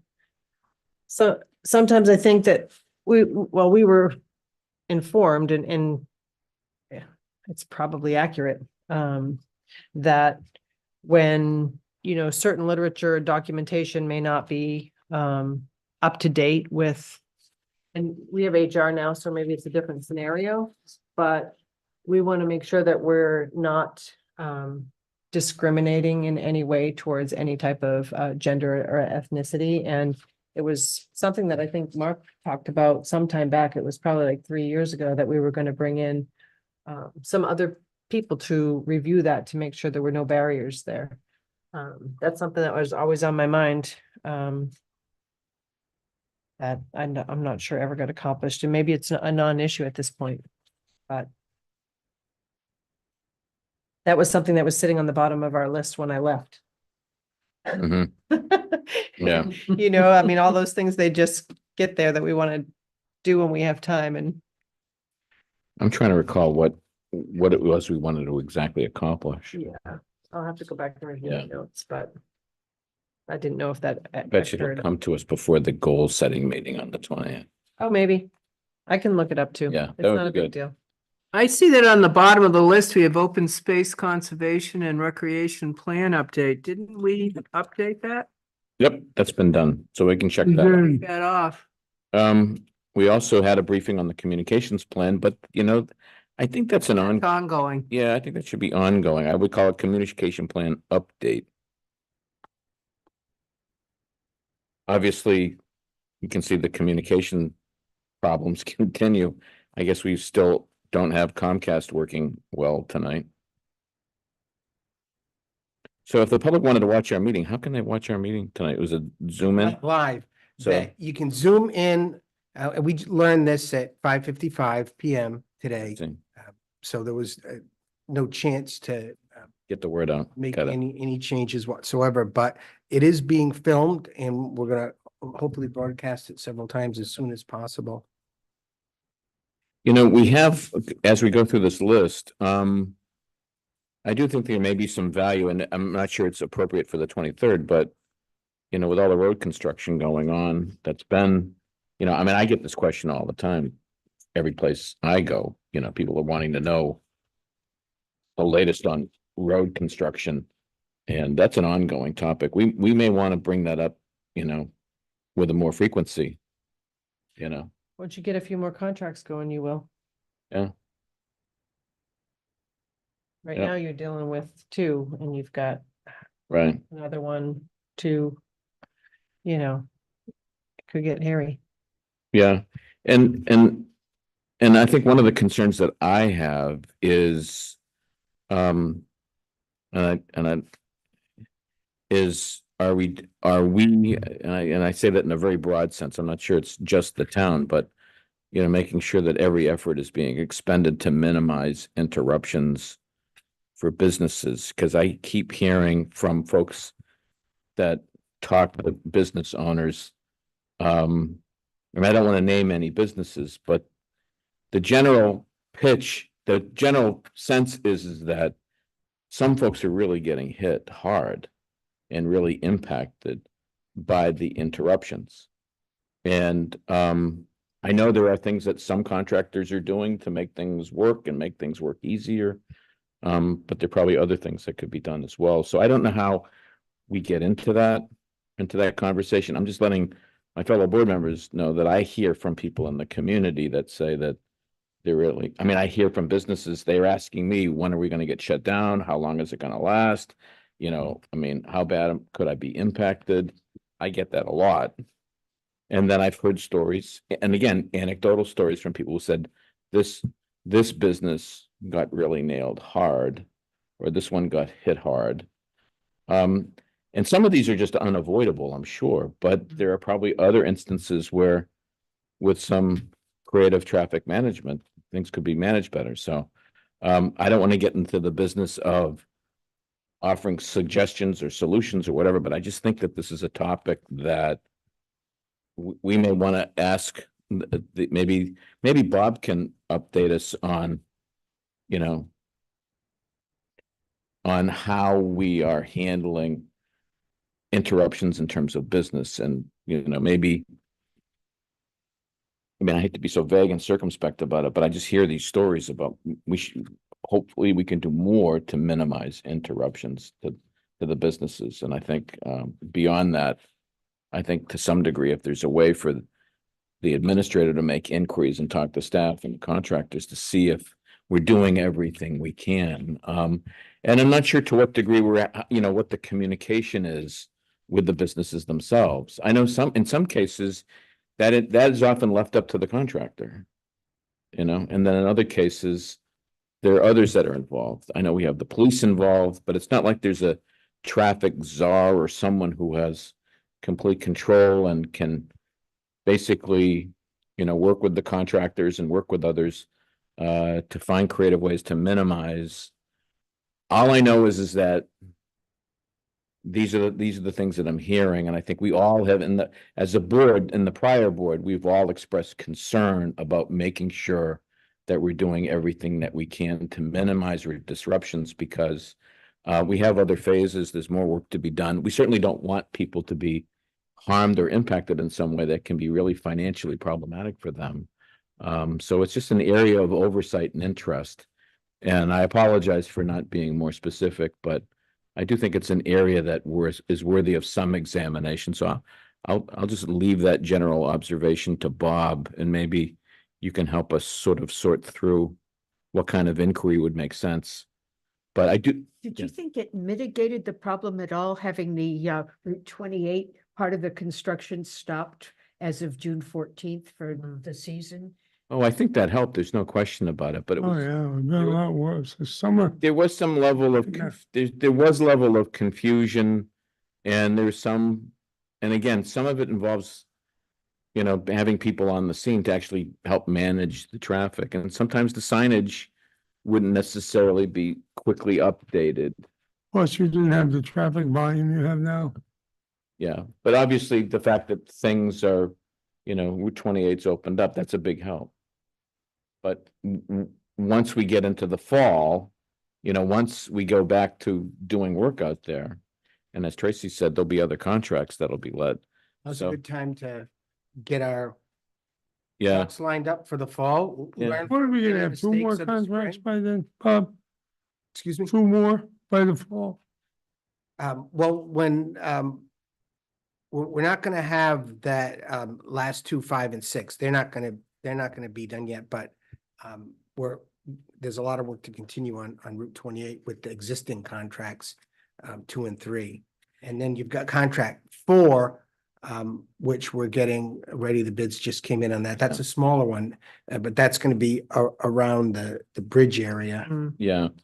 And there may be some value for us as a board, maybe to really engage in this through the administrator. Maybe there can be meetings with the administrator and maybe some of the businesses that will be impacted and done maybe at the chamber rather than trying to, huh? That was part of Mary's plan today. Oh, did she talk about that? She had $8,000 in there for communication for the sewer project. The communication team Right. has been real active with the chamber to try to get more of that individual notification to businesses. Right. And, But- and that's a thing that we. But we also need to be talking to them. There needs to be direct communication with someone that the town has empowered, you have empowered, or somehow someone who is in a position of authority that can effectuate change or have an impact on change relatively quickly. I just think it's something that we can't, I'm glad they're thinking about it, but I think it's really important. You know, and I don't, inviting people to come to, I mean, it's good that if the chamber's doing it, there can be meetings at the chamber. I think people might be more willing to meet with folks there to talk over stuff and find ways to work things out. I mean, I just know what it was like, having been through working on big projects before, you don't necessarily realize, a day or two what it can mean. Now, I go to the Dunkin' Donuts over here on a regular basis for my morning coffee at Forest Road. And That's a tough one. yeah, I mean, I asked them, how's it, I remember one day asking them, how's it going? How's it been on business? And, again, I wasn't talking to the manager, I was talking to a clerk, but they basically said they've been shut down. It's been very quiet there for a couple days. That's like, 2 days, place like that, 2 days shut down. I have no idea what's going on at Seafood Sam's, but I know they have been impacted. Sam's hilariously has this back entrance from Long Pond Drive. They Yeah. have a little sign. So, I mean, I guess you could get into it 2 ways now. Yeah. From its But normal not many address people- and the, not many through the people back are. way. Not many people are aware of that, and the road area there is Probably not, pretty no. rough. I thought it was But the very point- creative of them. But the point is I'm not sure there, sometimes in a relationship, it's easier to just reach out to them and say, hi, I'm with the town, I'm the traffic czar. Here's our plan, here's what we're doing. Here's some options. What do you think? I mean, rather than us waiting for them to come to us with complaints, doing that kind of outreach, I think is, you know what I mean? Bob? Yes. And if the chamber can help, that's great in getting the word out generally, but I do think it's helpful to have that direct contact, having somebody in a position of authority that can have direct contact with folks. And then their job is to work with the contractor and the police to figure out, okay, how can we reduce the impact as much as we can, you know, and then being able to do that. I just don't have Mark, do you suggest like, some kind of invitation to like a certain stretch of road or a neighborhood? Well, for that's being example, affected, once it's have them identified. come in and chat with the contractor or? No, I think, No, not. I think once, as the contracts are identified and as they're let and the contractor has been awarded a bid, it's being able to facilitate a dialogue among the appropriate parties on when the work's gonna be done and who's gonna be impacted and how to facilitate traffic there. And it may very well be that there needs to be someone literally in charge of making sure that there's the right signage, the right detours, the right, you know, that all that stuff is done. This kind of stuff has a tendency to fall through the cracks. And I'm not suggesting anybody's dropping the ball. I don't want to be saying anything negative about, you know, all the folks involved, but oftentimes people are so focused on getting the work done that, you know, small business. I think you guys should get an update. There's a lot more going on behind the scenes than you know. That we need to know. Okay, so make a pitch to Bob to, We'll get an update. thank you. There's a lot going on. Particularly as we're getting back to the fall again and you start Yeah. doing work again on 28, because that really is impactful to the businesses. Mhm. Okay, that's, May I bring up a different subject? From, speaking of the Chamber of Commerce, I'm very interested in hearing what the jingle will be. And also what the report is on future events. And I'm wondering if we can invite them to come back and fill us in when they get that information finalized.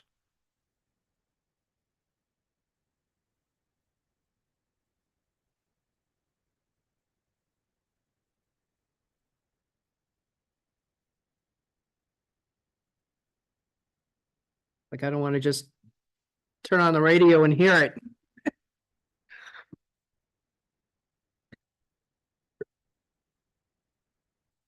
Anybody have anything else on this agenda review? We ready to move on? Yep. Individual items, anybody have anything? No? So we'll go to consent agenda. I have one thing. I saw on Facebook, we had a longtime police officer retired and had an event yesterday that I wasn't aware of. So I'm just hoping that that information gets filtered to us. I don't know if anybody represented us or we. Yeah, were no, I there. thought the same thing. We received an invitation on like Friday, 4th of July week, and I had another, meeting that was scheduled for that exact same time. And we, suffice to say, as soon as we got it, we turned it around, but I don't know whether they planned it in a rush or forgot to notify us, but we usually get way more advanced notice on things. Yeah, I think if that can be improved, that would be great. I'm with Tracy. Yeah, I think. Calendar, I think that those type of events, I think it just makes us, I would hate for somebody who spent so many decades with our community to think that we weren't interested. I didn't know about it, and I think I'm not trying to throw anyone under the bus, but we need to improve on that because I think that's a reflection of us. And they deserve to have somebody there if they want us, if we've been invited. So I'm hugely in favor of a joint calendar that we can all see where these things are going on and hopefully somebody can attend. I think sometimes we don't get the notices. I think We what we're did not hearing is get- we didn't we get didn't notice get the until late, notice. and I didn't get anything. So, yeah, I'm with you, Tracy. I would love to know more about these. And, but this is the only instance that I'm aware of, like you. I mean, I saw on Facebook photographs of family, police, and other dignitaries, and I'm wondering, well, where do we fit in, So, yeah, so if somehow there's a way to fix that, that would be, I'm all in favor of that myself too. Okay, consent agenda. On the consent agenda, to go along with the companion piece, we had a letter thanking State Representative Stephen Zaros for his family's work in upgrading the Veterans Memorial.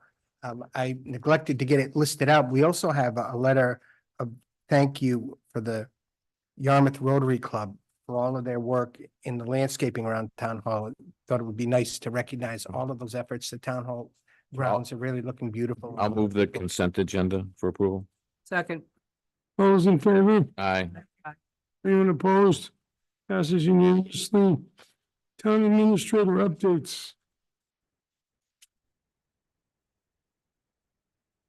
I had a few items that I was anxious to update the board on. First of all, in terms of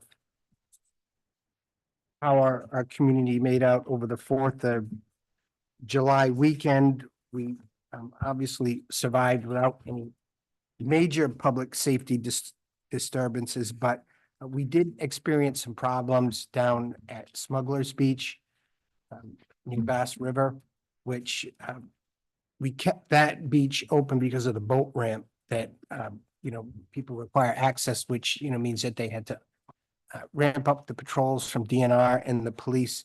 And we did have some problem with people down there partying, setting off fireworks. And the major problem was they did not respect the fenced off nesting areas. And we lost one of the plover chicks that we've been monitoring. And some of the areas were disturbed, and the police department and the DNR That's a huge fine. Do they stepped up know? the patrols. No, they don't know who did it, and the area was closed. The police made, a response, but they didn't find out. And we've been working closely with the Audubon, who we hire as our monitoring for the shorebirds, and we're also stepping up the patrols to try to save them. And I think it was a very smart move closing the gates at the other beaches, so at night people weren't there.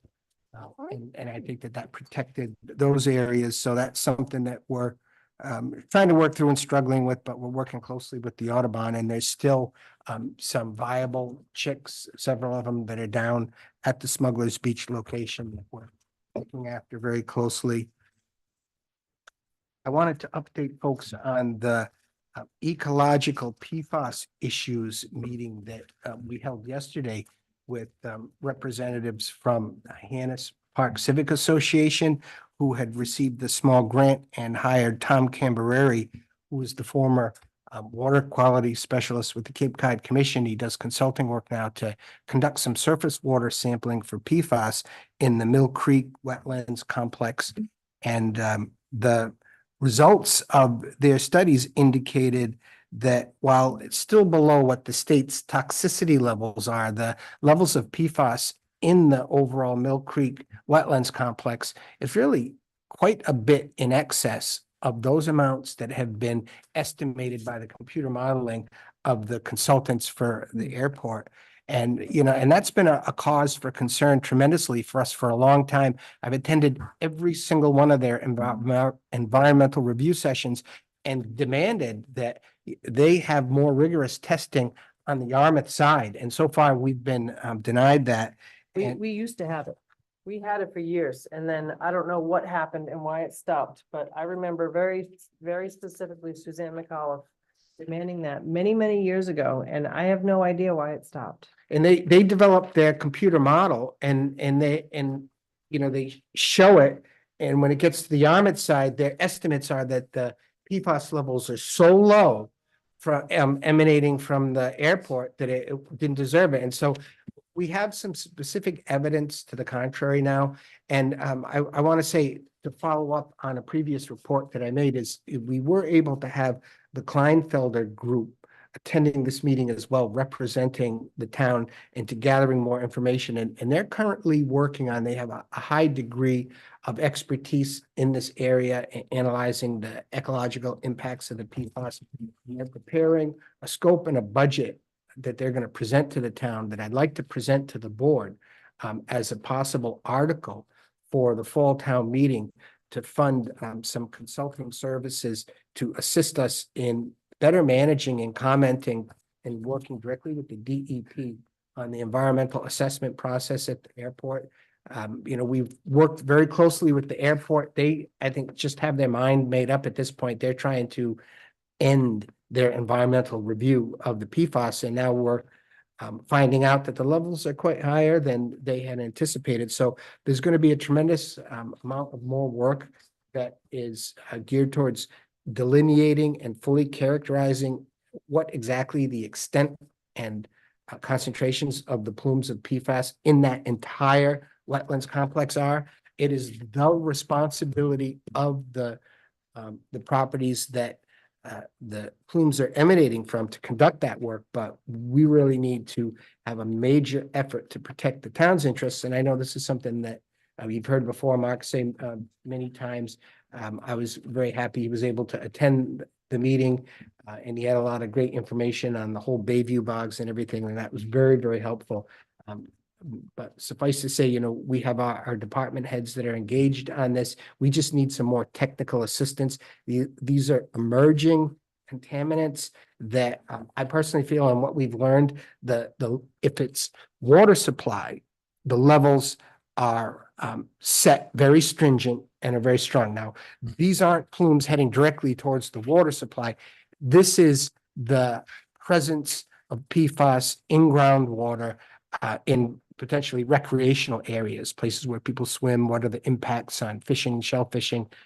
All of those issues need a tremendous amount of work, and there are no adequate standards for them. So that's something that we're going to have a lot more work. Is that something the commission could help us with?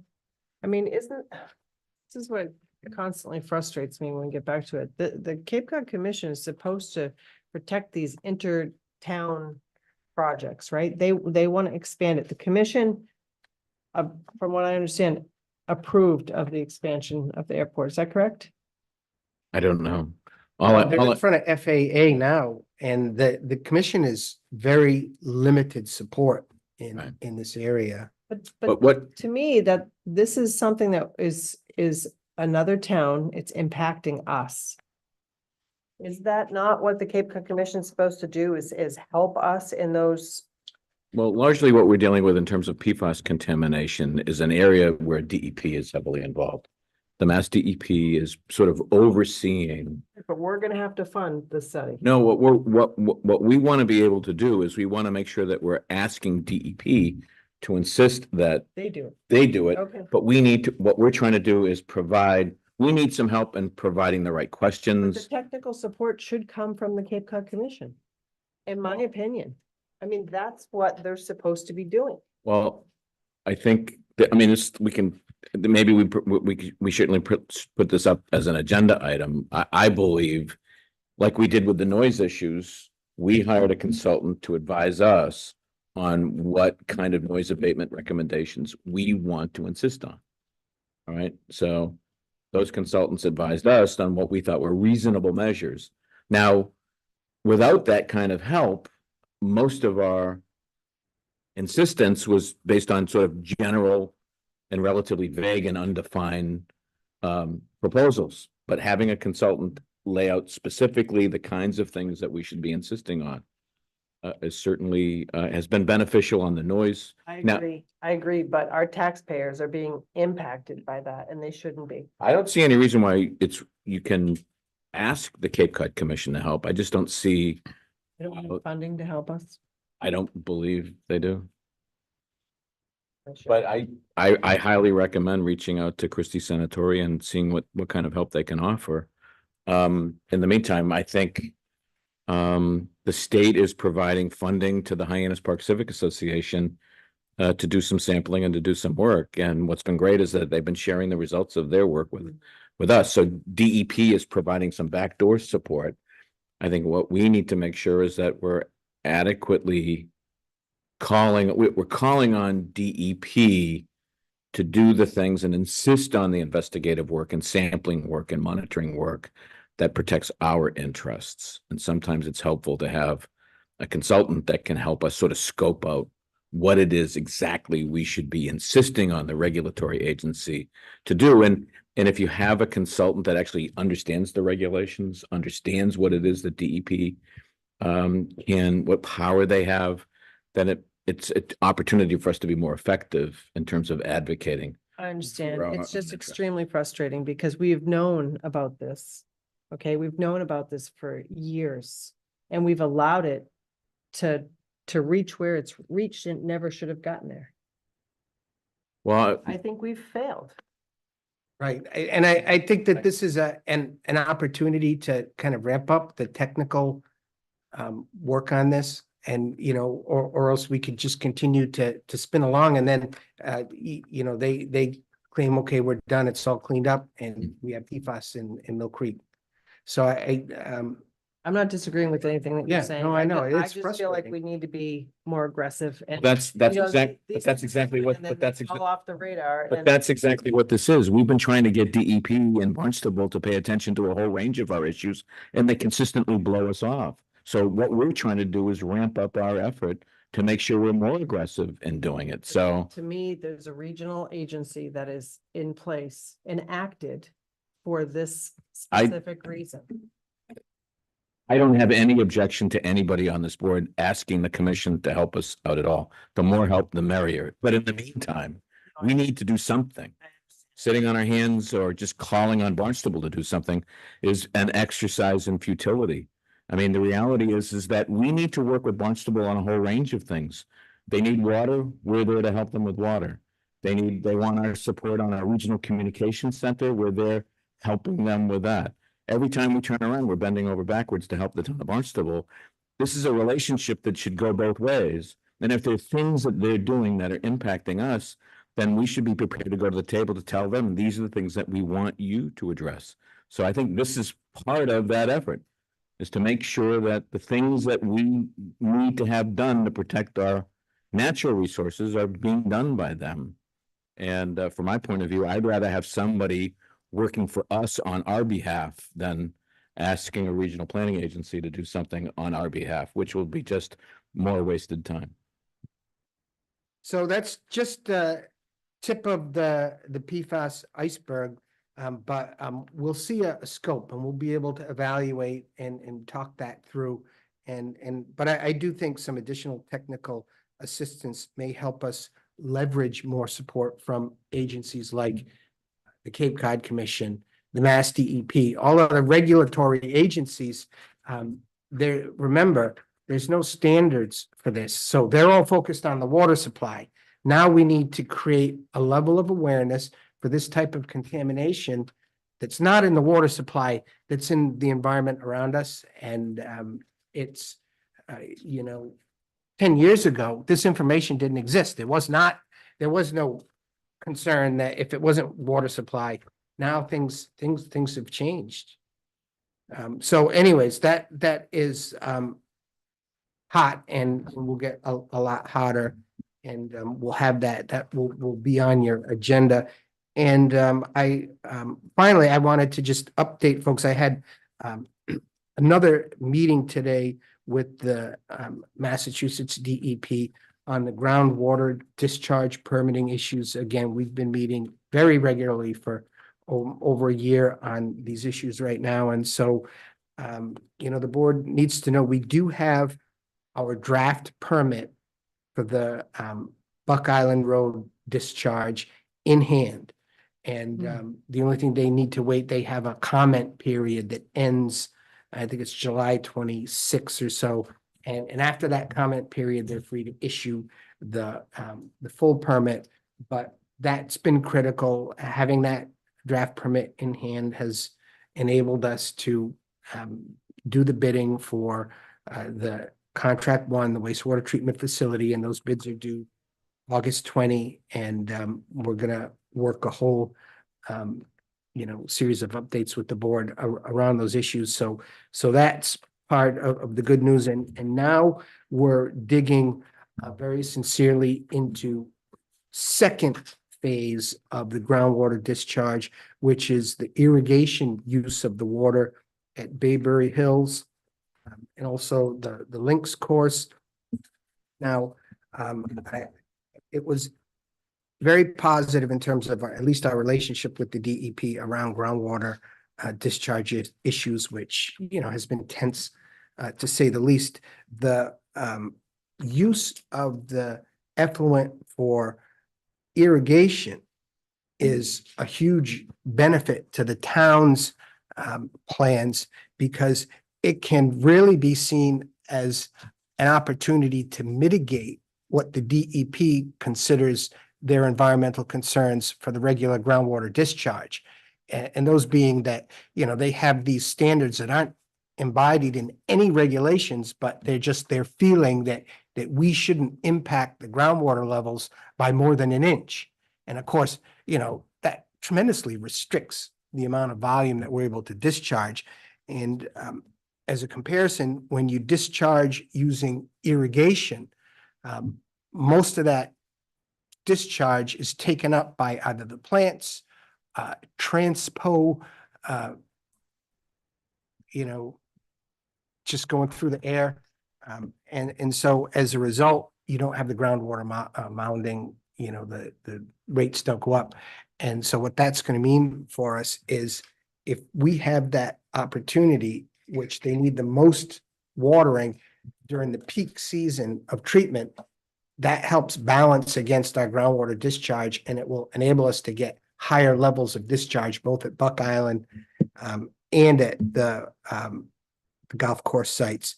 So we're starting to make, real progress at, on the Buck Island, we still got just a fraction of what we needed. So once we start putting together and mixing and matching these types of discharge that work to mitigate against one another, we're going to see hopefully those volumes go up. But, a concern is that by having so many different groundwater discharge options being pushed right now, that was not our original plan. We had planned on having more discharge at the Buck Island site. So moving the construction of these irrigation systems up in the program is going to cost money. And so we're going to have to figure out exactly how much money, and we're going to, between, I'm quite concerned between the plant bids out there. Now we've got, issues of how we're going to handle all of this groundwater discharge. There may be some additional costs on this project that we're going to evaluate and we're going to talk about, but at least with the Mass DEP, we've really turned a corner, and now we're starting to pick up, I think, a lot more progress. But that's just what we talked about today. And so as far as July 9 goes, those are some of the hot button issues we've been dealing with. I just have one more thing for an item. I'd love to have an update on the Economic Development Coordinator. That position's been open. I know you and I talked about it, Bob, but to Mark's point, we don't have a point person for businesses, and it's been open a really long time. And I think it's an important message that we send to our business community to get that position filled. So I'd love to have an update on that. Thank you. Else? Nope, I'm good. I'd make a motion to adjourn. Oh, you moved the question. Is there a second? Second. All those in favor? Aye. Aye. We're adjourned. Thank you. Bob, if you have anyone up